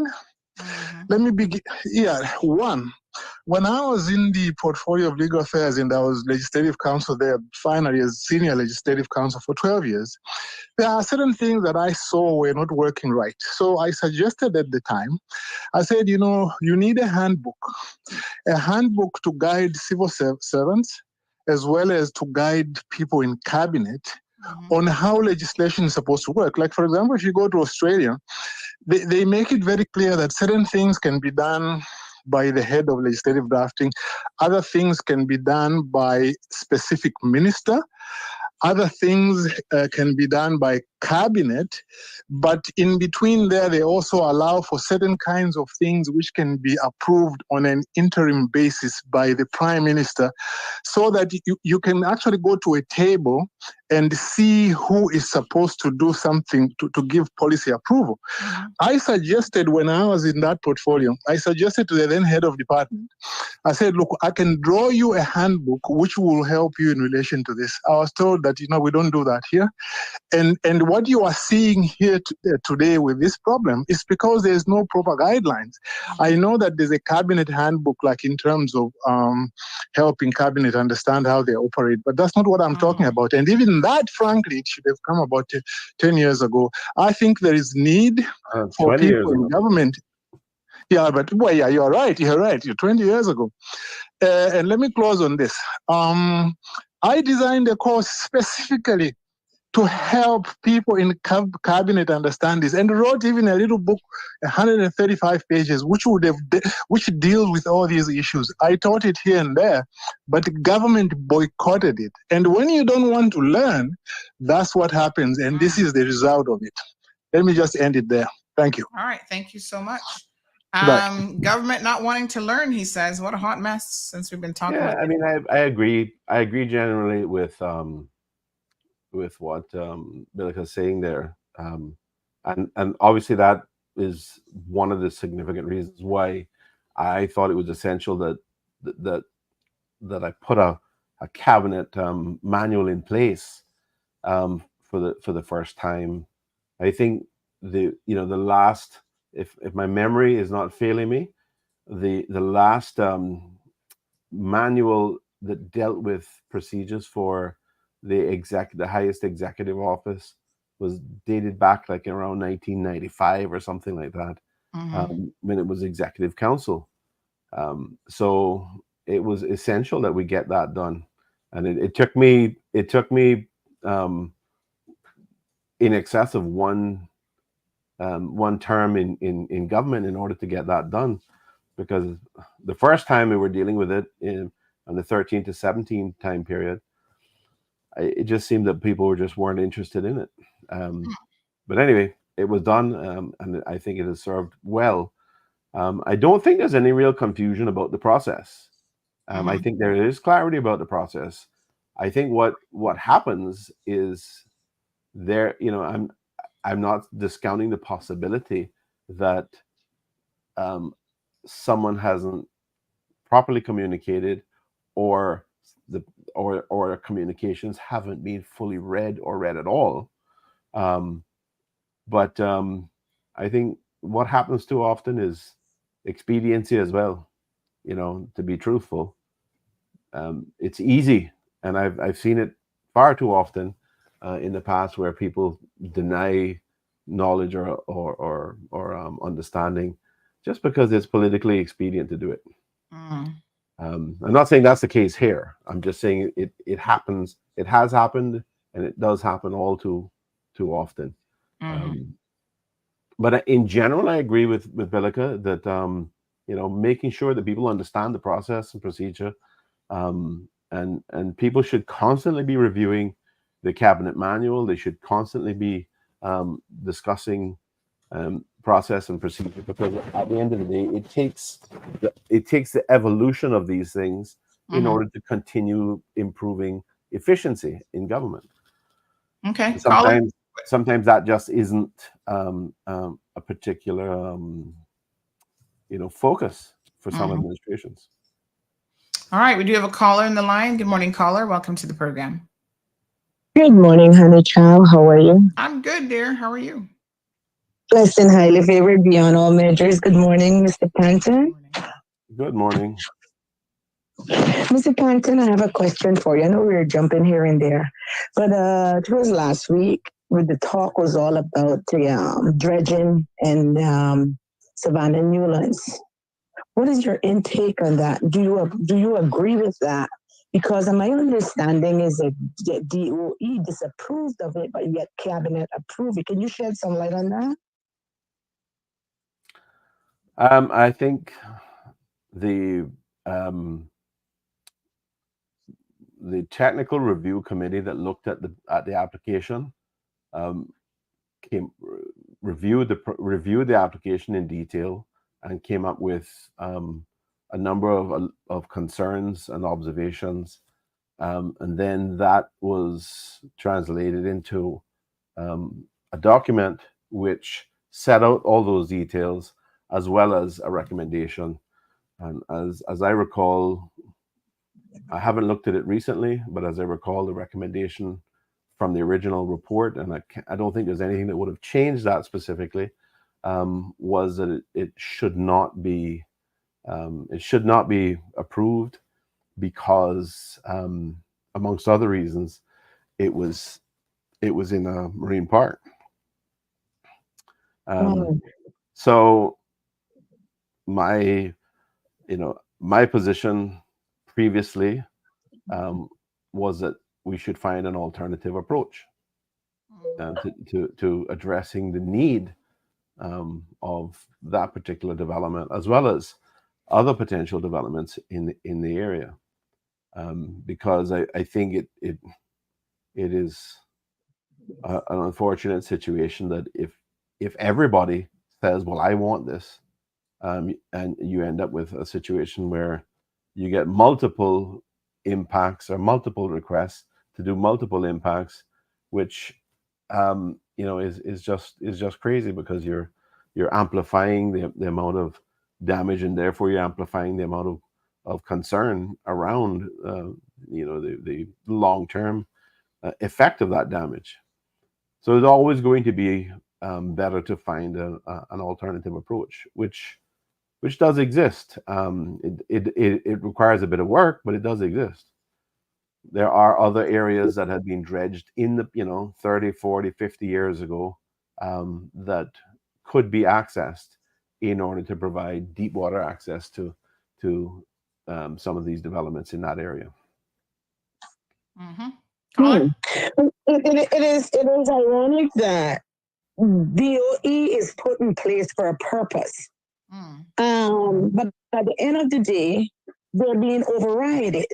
It's like their studies and concerns and what they have come up, the answers they come up with is not valid. So they're undermining. Yes, and they're supposed to be, caller, just to clarify, they're supposed to be the technical experts who are in the best position to review an application. And it doesn't, not just with this case, but with every case. If they say it's not healthy for the environment, don't do this, or we shouldn't do it because, and they give the reason why, I think that it should be honored, because they are there for a reason. They are the professionals. Yep. So what are we going to wait until some disaster happens? God forbid things to get lost or due to the silk and what have you, or the damage from out there. That is one of our tourism products at that side of the island. Did they ever start to consider? Well, I think all of these things were reflected in the the commentary. And it's usually reflected in the commentary on any of these types of applications. You get a broad commentary from a socioeconomic perspective to the environmental perspective as well. Quite often the socioeconomic aspect of things doesn't get the kind of attention that is needed as well in order to try to justify it. And whenever a recommendation comes from an entity that is giving advice in relation to an application, Cabinet ultimately has the discretion to override that advice or that recommendation. But there is a corresponding obligation that when it does so, it must do so for clear reasons. I don't think that there's a bar set for exactly where, how significant those reasons need to be, but there needs to be clarity about what those reasons are. And there have been successful judicial review applications of cabinet decisions, even in the recent past, where previous cabinets failed that test, and therefore approvals were quashed. I'm not saying that that's the situation with this, but I would hope that the cabinet, in reviewing this application, would have considered specific reasons for going against the recommendation of the agency, which has the scientific knowledge, the empirical knowledge, and the data on that that are all relevant to this particular application. All right, caller. Thank you very much. Appreciate the question. Thank you, there, caller. All right. What a mess. Okay. Let me. This might be an ideal opportunity to talk about something else in relation to the environment, and it's kind of connected to that caller's question. So, you notice our headline today was rumor control. So there is this. I was given some information. So let me just kind of briefly explain the process. I know I've done this before, so our regular callers will know how this works, right? So I get all sorts of information. People tell me this, that, and the next thing. And one thing that I've learned is that I obviously can't take everything that someone tells me as gospel. Sometimes they're just genuine, they're just misinformed themselves. They're very passionate about it, but they just have wrong information that they've been given. Other times, people give you incorrect information because they might have their own agenda. And that is a possibility as well. But the general rule for me now is when someone gives me information, whether that source is trusted or not, I have to try to go through some way of verifying it. And you'll know if you've contacted me and said, Sandy, my employer is doing this, that, whatever, this person, I say to you, send me the evidence that you have. Let me see messages. You have anything in writing? Because that's a primary source. Once I can see it with my own two eyes, because he said, she said, mixed up becomes hearsay, right? So unless you got a recording or something on video, right? I said, let me see the messages between you. Let me see it in the legislation. So when people come to me, well, this law, blah, blah, I said, let's go look to the legislation. Let's make sure we understand what the legislation says and what it doesn't say.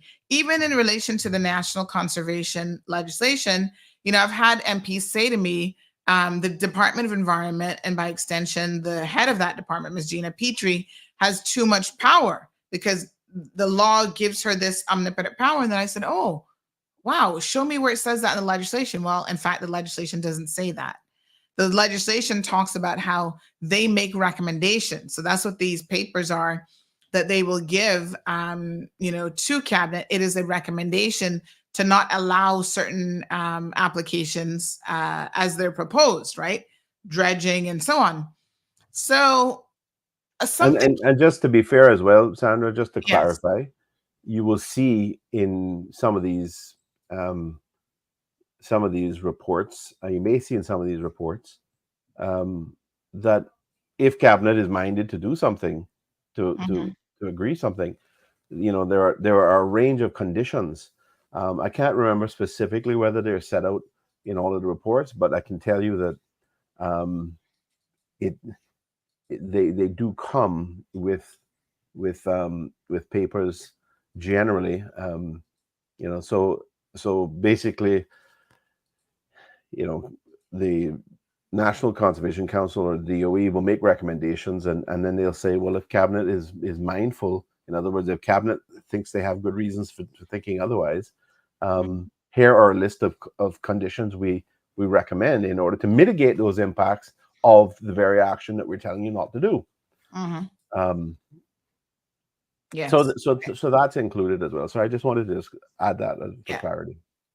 Yes, so they do, and that's right. They can recommend mitigation measures as well. And if you've ever looked at one of their coastal works review documents, you'll see exactly where they do that, even in relation to what the caller was just talking about, that project in the Newlands area. So you guys remember last week, I think it was Thursday or Wednesday, I addressed this rumor that had been, or not a rumor, but somebody sent me some information in relation to, they were kind of responding to the discussion we had the previous week on this. And they made a lot of, a few assertions against the department and against Miss Gina herself. And one of the things that they said is that she's involved in some project or has some interest in a project in West Bay, along with 2 ministers in West Bay as well.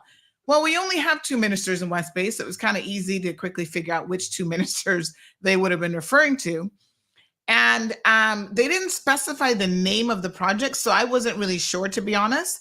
Then I had a conversation, quite ironically, on Friday, and someone else mentioned this project called Diamond Edge. And they said, have you ever heard of Diamond Edge? And I said, no. Ladies, here I am thinking Diamond Edge is a jewelry store. And I'm like, oh, let's go look at some diamonds. Apparently, it's another development that was in the Crystal Harbor, West Bay region, right? So they said they understood that Gina and her family, her father's estate, had interest in this project, and that dredging was allowed to happen, and that no one, including the Department of Environment, even looked at it. I thought, wow, that's quite something to say, and that's quite an assertion. Now, the reason why that would be significant, and the reason why it's being said to me, is they go on to say, how is that any different from what Heather Bodden and her family are being allowed to do with their project? Well, there are some differences. But let's first verify what I've been told, right? So you give me information, I say, that's interesting. Let me go away and see if that's true. Radio listeners, I know the stream is going to end here, so feel free to jump on the live stream on YouTube or Facebook for the continuation. So I contacted multiple parties. I have found, so contrary to what this person thinks, because they said, oh, DOE like passed that through, they allowed that, blah, blah, blah. So several people now that have said the exact same thing to me, coming from different sources. That actually isn't true. So we have to be mindful of when we are having discussions in the community, especially when we are seeking to potentially undermine the really comes down to credibility of an entire department and the credibility of an individual heading up that department in relation to their job. Nothing at a personal level, but specifically to her job. We need to make sure we get the facts. So the facts are this. Her and her family have no interest in this Diamond's Edge project. I have gotten it from 5 different sources, including the developers themselves. The developer of this project is Heritage Holdings, which is the Burke family. You guys know that they do a lot of projects. They own a bunch of warehouses, Centennial Towers, Countryside, the Shores. They have a lot of sure-built construction. They have a lot of interest in that area. And this is another one of their developments called Diamond Edge. So I've spoken to a representative from that organization, and they actually laughed when I asked them the question. They said that this is exactly what they said to me. They said that's one of the most ridiculous things that they've ever heard. And the extension of it would be that, okay, her father's estate has interest in this. And so therefore she turned a blind eye to giving this the same careful review that she would any other project. The person from Heritage Holdings also said to me, Sandy, we've had the opportunity to work with this woman on numerous occasions, work with her department on numerous occasions, and we can tell you without fear of contradictions, that's not how she operates. The term that they use, and if you've ever done anything in law, you'll know what this term means. The term that they use to describe her and what she does is they said she is very equitable. Layman's terms, you know what equitable means? That means that she is fair and impartial. She treats everybody the same. So if you're of the opinion that she is tough and she cares about the environment, that's fine, but she treats everybody with the same requirements, the same standard. She's not going to make any adjustments based on the fact, that she likes one person or her family might have an interest in this project. They said that's absolutely not correct. They said, look, listen, this is what developers are saying. This woman has a remit under the law, and her remit is to try to look out for the environment first and foremost. And in their opinion, she was doing that, and they have been on the receiving end of her doing that. They might not always like it, because it's going to hold their foot to the fire. And her department recommended that same project that people are now claiming that she or her family have an interest in. If you look at the Coastal Works Review, they actually made a recommendation against it. So there's nothing about that rumor that is actually true at all. So I certainly wanted to set the record straight. I spoke to other developers, and in fact, here's the documentation, the Coastal Works Review here that we have, Heritage Holdings Limited, in relation to this project. And you can see. Sandra, can you just go back up a little bit? Yes. Stop right there. Mm-hmm. You see the date on that document? Yes. January 31st, 2017. Mm-hmm. You know who the minister was for the environment at that time? Mm-hmm. That would have been you. That would have been me. Yes. So this application, this is why I can speak with absolute clarity to this assertion and tell you that assertion that it has something to do with her family and other ministers and stuff. This application was made when I was the minister between 13 and 17. And so at the time I was a minister when this application was made, and it came to government. The report was January 31st. The election was that May? The election was in May. And the application had not been dealt with, had not been considered by cabinet yet. Mm-hmm. But yes, the recommendation was, I think, I can't remember the exact details of it, but there were a lot of concerns about it. Mm-hmm. About the potential for siltation and whatnot. Yeah. And I think the evidence and the experience subsequently has borne out the fact that there is real concern around siltation in any work that's done around Cayman, because the booms, the silt booms that are proposed to be used to try to minimize these impacts very often don't work, particularly in high wave action areas, which that would have been, because that's on the windward side of the western side of the North Sound. So the prevailing wind would have been against that. But yeah, that application and those applicants, I can tell you categorically, has absolutely no connection whatsoever to, certainly wouldn't, Minister Andre wasn't elected at that time, and neither obviously was Kathy, Minister Kathy. So, and I can tell you categorically that it had nothing to do with Gina's family.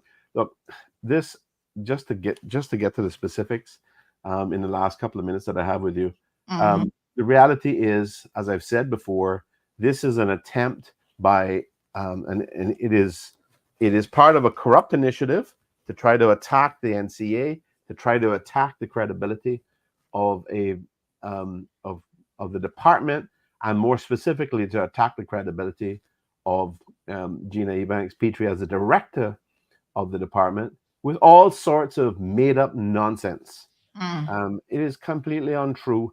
These statements that she has all this power, let me tell you, you don't hear them complaining about the fact that the director of planning, for example, has the ability to approve plans administratively.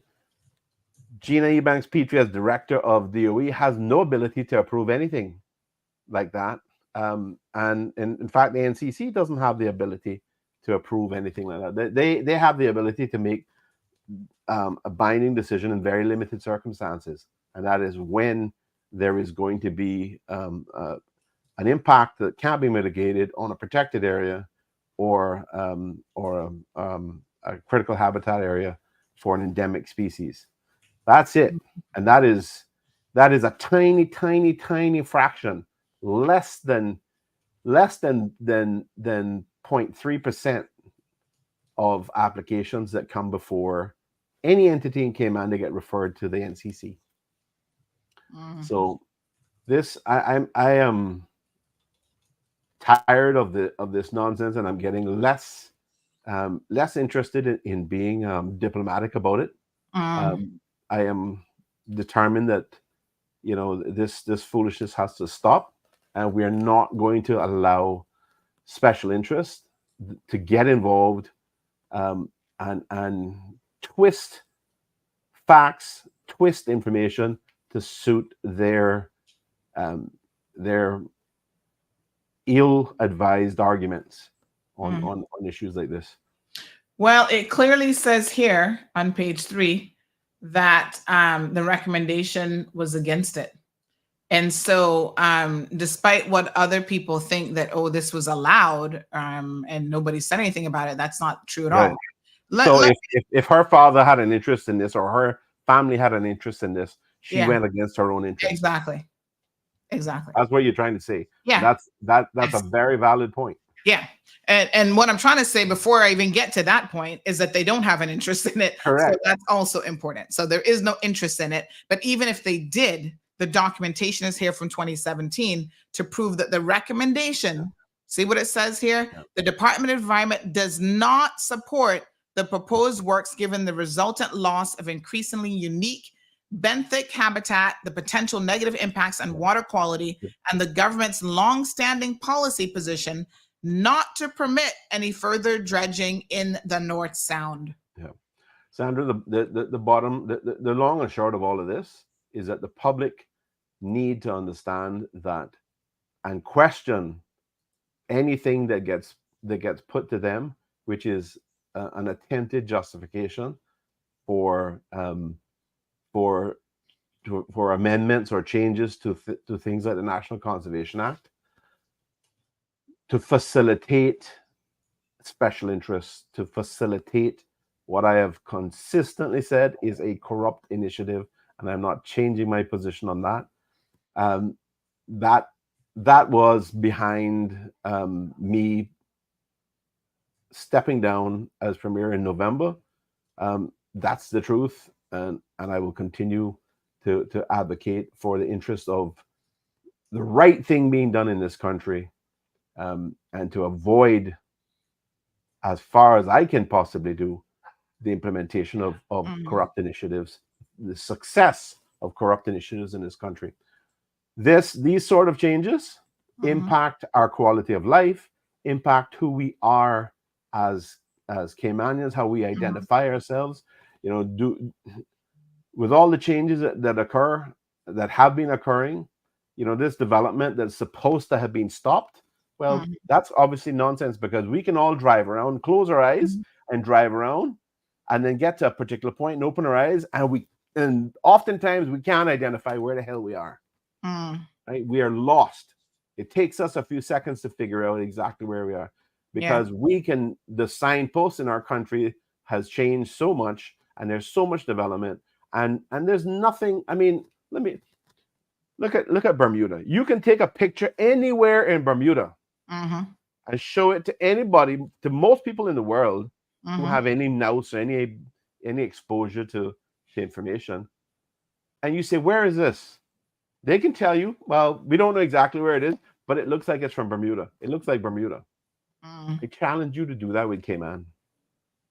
We are trying to be everything to everybody. We're trying to be all things to everyone, and where we are failing is we are not being true to ourselves and to our own country and to the interests of our own people and the future of our children. And that has to change. Yes. Ms. Pat says, stand up, Caymanians. Johan says it's disgusting that people like Ms. Ebanks Petrie has to face nasty rumors and malicious allegations given the agenda of many unscrupulous developers that are not interested in any form of balance. Yet there's an overt corruption involving senior ministry officials and heads of departments that goes unchecked. No investigations and lots of cover-ups by the highest levels of the civil service that have mastered the art of circling the wagons to protect those that facilitate illegal, unethical, and unfortunately, the rest of that got cut off. But again, I just want to make it very, very clear. And in fact, I think there's going to come a point in time, folks, because again, I do reach out to the department. They tend to say very little in an official capacity, but I think what is going to start to happen is Ms. Petrie is going to get sick and tired of people trying to undermine her integrity, especially because it relates so closely to the job that she does. And she's going to start to engage legal counsel to deal with some of these people and the rumors that they're circulating to purposely impact her professionally. Damien, the difficulty with that is that the cowards hide behind anonymity. They circulate all sorts of nonsense, which is not attributable to any particular person. Yes. Stating many things which are negative towards her or negative towards the National Conservation Council, and none of it is true, right? And it's not attributable. Nobody takes responsibility for it, right?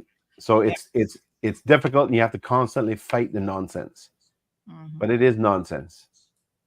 Damien says that's in her position and shows integrity. Miss Alma says, Mr. Amelia, in my opinion, do you think the majority of rich care about the environment? Their goal is to increase their wealth. Shaka Zulu says, amen. Former Premier Panton, Cayman has a history of trying to be everything to everyone. And Urban Trend says, Caymanians won't step up, no pride. Oh my gosh. I don't know if it's lack of pride that's the problem. But Premier Panton, the time goes by so quickly. Yeah, I've got to head off. Yes, so we want to thank you for coming on the program. We're getting into a good little routine, a good little cycle with you now. So school is back in session. You know, we took 1 week off ourselves here in CMR. Our classroom is always full. We've had a good number, over 500 people consistently this morning listen to the program. So I want to thank all of you, as usual, for tuning in. Mr. Panton, we need to dedicate Thursdays to your segment. Thank you for coming on this morning. I know we didn't get into, probably as many areas as we would like, but can we count on probably seeing you again next week? Yeah, I think so. And I want to close by saying, obviously, thank you for the opportunity to be on and to discuss these issues with you. But I had forgotten earlier, I was on a recent short trip. I went to see my uncle in Florida, who is 91 years old. Wow. He was 91 years old last Thursday. Colin Panton. And I was thinking of all the significant things that he has, been involved in. When my grandfather, Albert Panton, who I never met, he died 10 years before I was born. But when he died, my Uncle Colin took over the various family related activities, and that included working with Miss Gwen Bush to work with all of our wonderful Caymanian seamen, that shipped out, as they say, joined the Merchant Marine and went and worked at sea. And he was also a representative. He was in the legislative body for a short period of time as well. So he's 91 years old, and his health is typical of somebody, I guess, at that age. Some are much better, some are surprising, and some are more average. And he's probably one of those that's more average in terms of not doing that well. So just wanted to. I think he sometimes has the radio or the internet on. Just wanted to wish him happy birthday again. It was wonderful to be able to go and visit him and spend the time and go with my cousin, his son Dwayne. So that was great. But what that also did was, and what it reminded me of was, there were so many families that I saw going to take their children. Some of them were taking them back to university to continue. Some were going to university for the first time. And I said to some of them, listen, for those of you that are doing it for the first time, don't worry, let the tears flow, because I can tell you it's not easy to drop your children off and leave them in another country, but it's necessary. So it's just a greeting really to those students that are attending going back to school overseas, and to wish them all well specifically as well, and their families, and hope that that they continue to enjoy themselves and continue to do well. So Sandra, thank you once again, and thank you to all of your wonderful listeners. Thank you to Cayman. I want to wish everybody a wonderful day, a safe day. Please drive carefully, and let's take care of each other. God bless. Thank you very much. We really appreciate you. Thank you as always. Again, that's MP for Newlands, Mr. Wayne Panton. All right, Miss Brenda, we're going to wrap things up here now. Says it's disgusting what happened in SciFec school. Strong Will says, hi, Mr. Panton. Oh, is Mr. Panton running next year? Oh, we'll ask him that next time. So we'll get to him next time on that one. Miss Pat says, thanks, Honorable Panton. Please encourage other members to show up as well. We would love to hear from all of them. And yes, indeed, we would. So again, we have an open invitation, honey child, calling all members. Step on up to the plate, honey child. I promise I don't bite. I mean, I ask some tough questions, I guess, sometimes. I mean, I don't even think that they're that tough, but the members be saying, Sandy, you be putting me to the fire. And I'm like, Lord Jesus, imagine if I really did. Y'all wouldn't be able to handle it. But show up. That's rule number one, like I said on yesterday's program. You need to at least just show up. That's where it starts. The people would love to be able to engage with you more. Urban Thread says we should be protesting about the things that happen in our country, but only wait until election time comes. Oh my goodness, I'm so sorry. Other nationalities come in Hero Square and other places around the island, and they protest to make their voices heard. Sad how Caymanians don't really care. Child, Urban Threads, you are correct. They protesting and embarrassing us and our government steps. I'm like, y'all don't need to do that now. Debbie says, yes, the era of the seaman. I remember seeing him as Miss Gwen's house, picking her up when I was a child. Caymanian icons. What did he say? He's 91 years old. So incredibly important that we cherish a lot of our seamen or elders, and also the women who stayed back and ensured that the fort was being held down here, and families and children are being raised and taken care of, because I'm telling you that those seamen would not have been as successful as they were in building this country if it was not for supportive women. And, sometimes it meant even their mothers were doing stuff for them continually. So that's very, very important to remember. Let me see here now. Just a few more social media comments to wrap up. Let me see here now.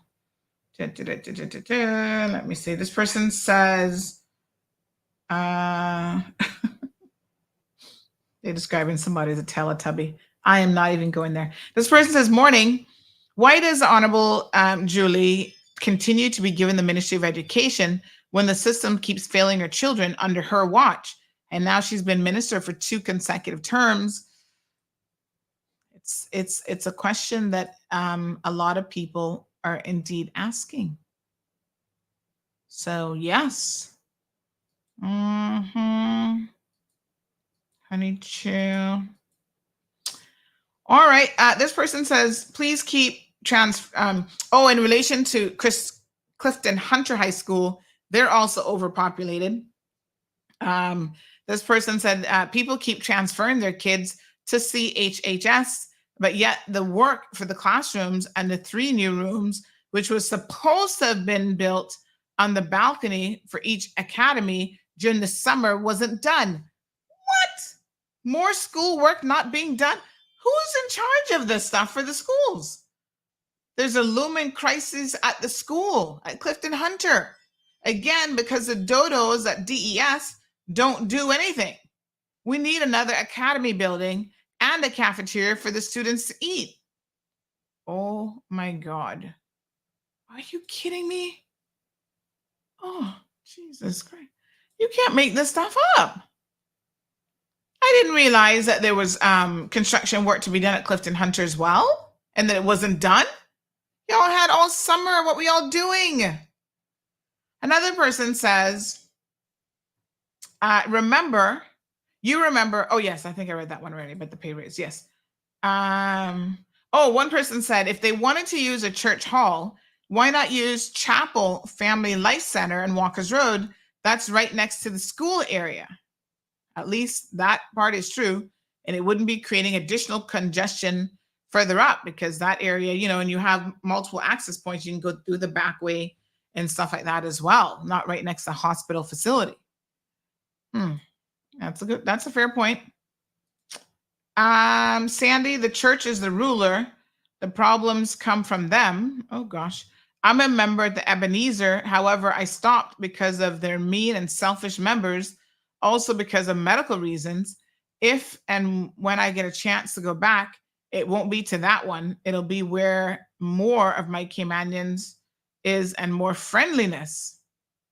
Which one is Ebenezer? Child, I can't keep up. There's so many out there. But what a mess. This person says, good morning, angels. Yes, your expressions can't hide. Tell them that's what you're called being real. The SD Ebenezer Church was or is using the George Hicks High School. No, that must be, is it John Gray High School? On Saturday. Oh, that must be John Gray. So it's supposed to be a J. John Gray High School on Saturday for their service. These trying to take over, and they don't care about our children.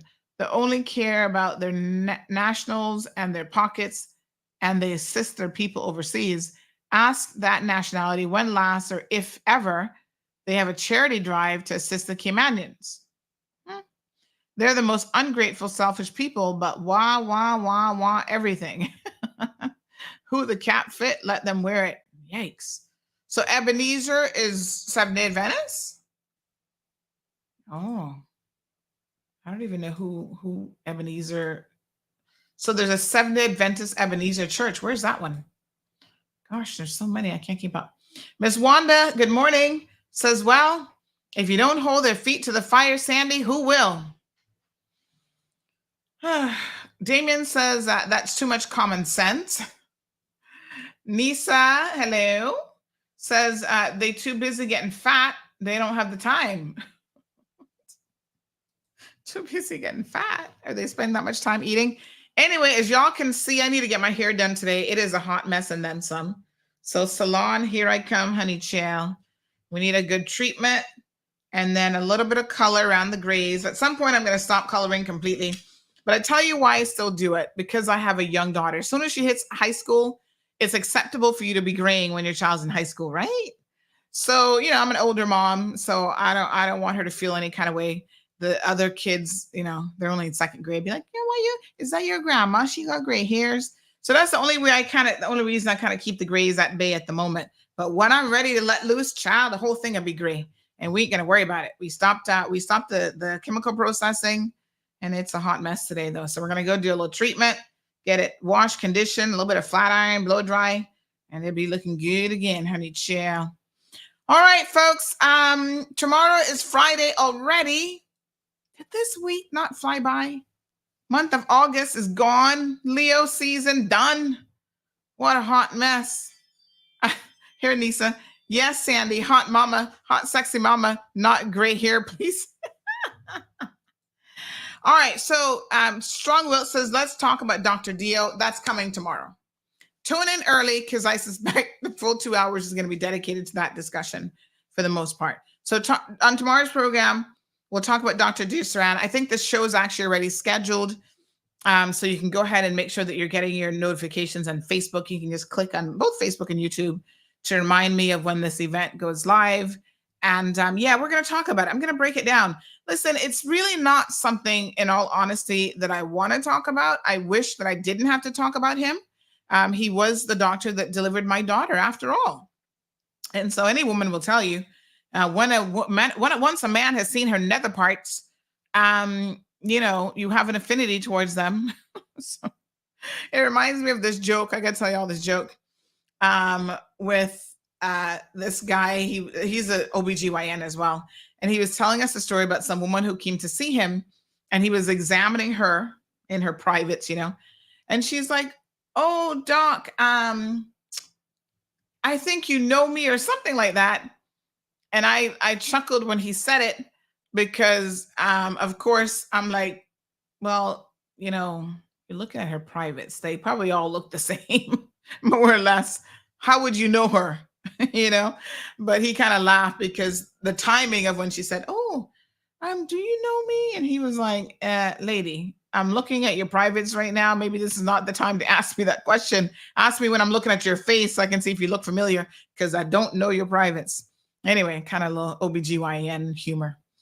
So yeah, we'll talk about it tomorrow.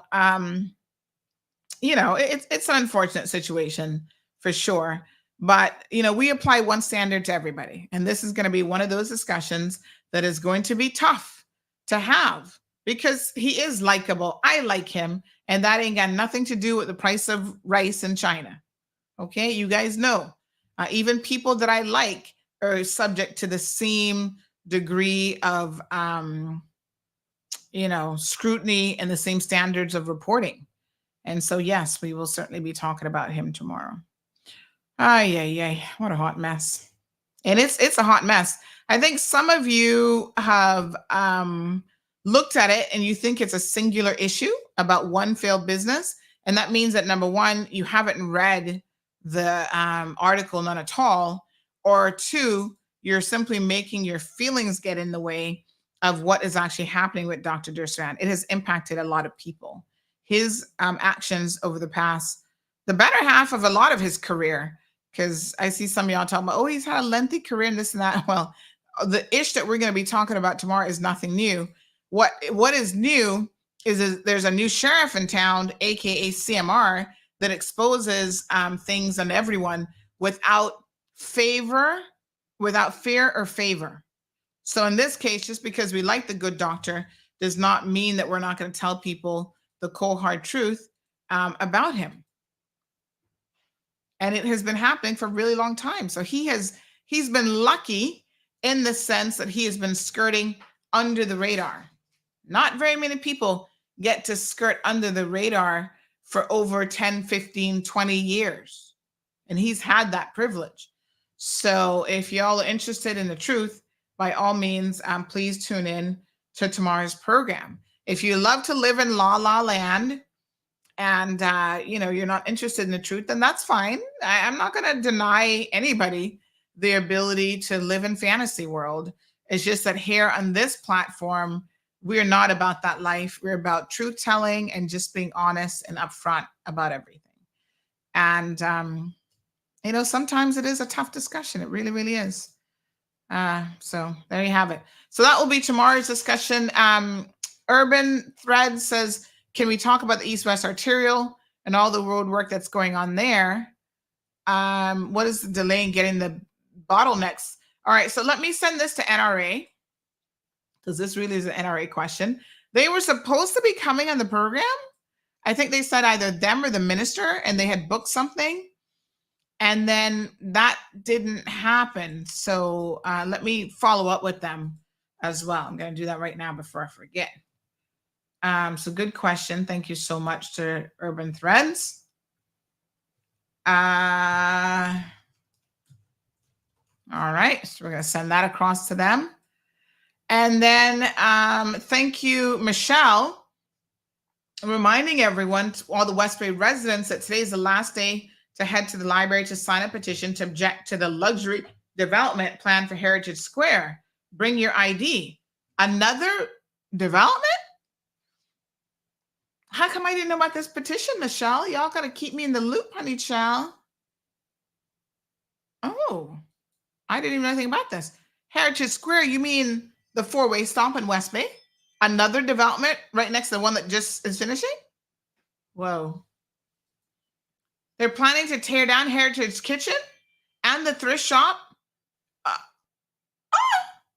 did all of this happen? Oh my God.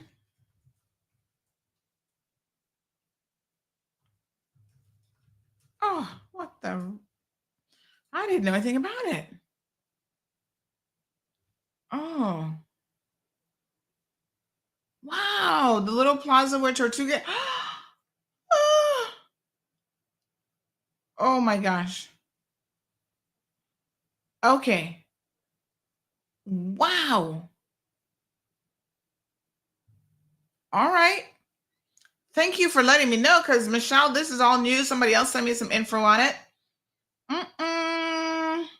So West Bay Public Library from 4 p.m. until 6 p.m. to collect any other West Bay residents. So is it only West Bay residents that can sign it?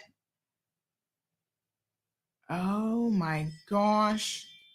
What a hot mess. How many damn... That's crazy. Wow. All right. I'll come out and see you guys then. I'll be there. No, sir. What a hot mess. Wow. I got a mind blown moment. I got to let this sink in. That little corner is so quaint. Like, why do you need more high rises right there? All right, let me see what more I can find out about it. I'll go out there later. Okay. All right, honey, chilling. Y'all, please have a good day. Please be safe on the roadway. Remember the post with Heritage Kitchen and the water park? Yes. Oh, I thought they were just doing something for the other developments that's there. What a hot mess. I'm flabbergasted. I don't even know what to say. All right, let me try to find out more than that. I didn't know. I need to go order some handwriting books for Gigi, so she can practice her handwriting, child. Lord Jesus. There's a lot of handwriting practice books. This one is cute. 101 jokes, handwriting practice books for kids. She loves a good joke, so I'm going to get her this one. Spiral bound or paperback. Ooh, the spiral bound is so expensive. $23 for the spiral bound one. But you know what? You can't put a price tag on your children's education. Mind you, the one that isn't spiral is only $7. Anywho. Yeah, her handwriting. She's got to work on that, honey chill. So we do what we can. All right, well, it is what it is. All right, folks. Y'all have a beautiful day. And we'll see you tomorrow morning. West Bay residents, I guess, get out there. I'll try to find out if it's open to just West Bay. If anybody can roll into West Bay and sign it. You guys know where the library is in West Bay, right? All right. All right. Have a good day. See you tomorrow. And again, thanks to Mr. Panton for coming on today. My beautiful people, let me just queue up now. Yep. All right. See you guys tomorrow. Thank you for tuning in to another episode of The Cold Hard Truth on Bobo 89.1 FM. Cayman's #1 talk show is live weekdays from 7:30 a.m. Never miss an episode again. Watch anytime on CMR's Facebook and YouTube channels for the latest show episodes. Don't forget to follow us online on our social media channels. And visit CaymanMarlRoad.com for all the latest news and community happenings.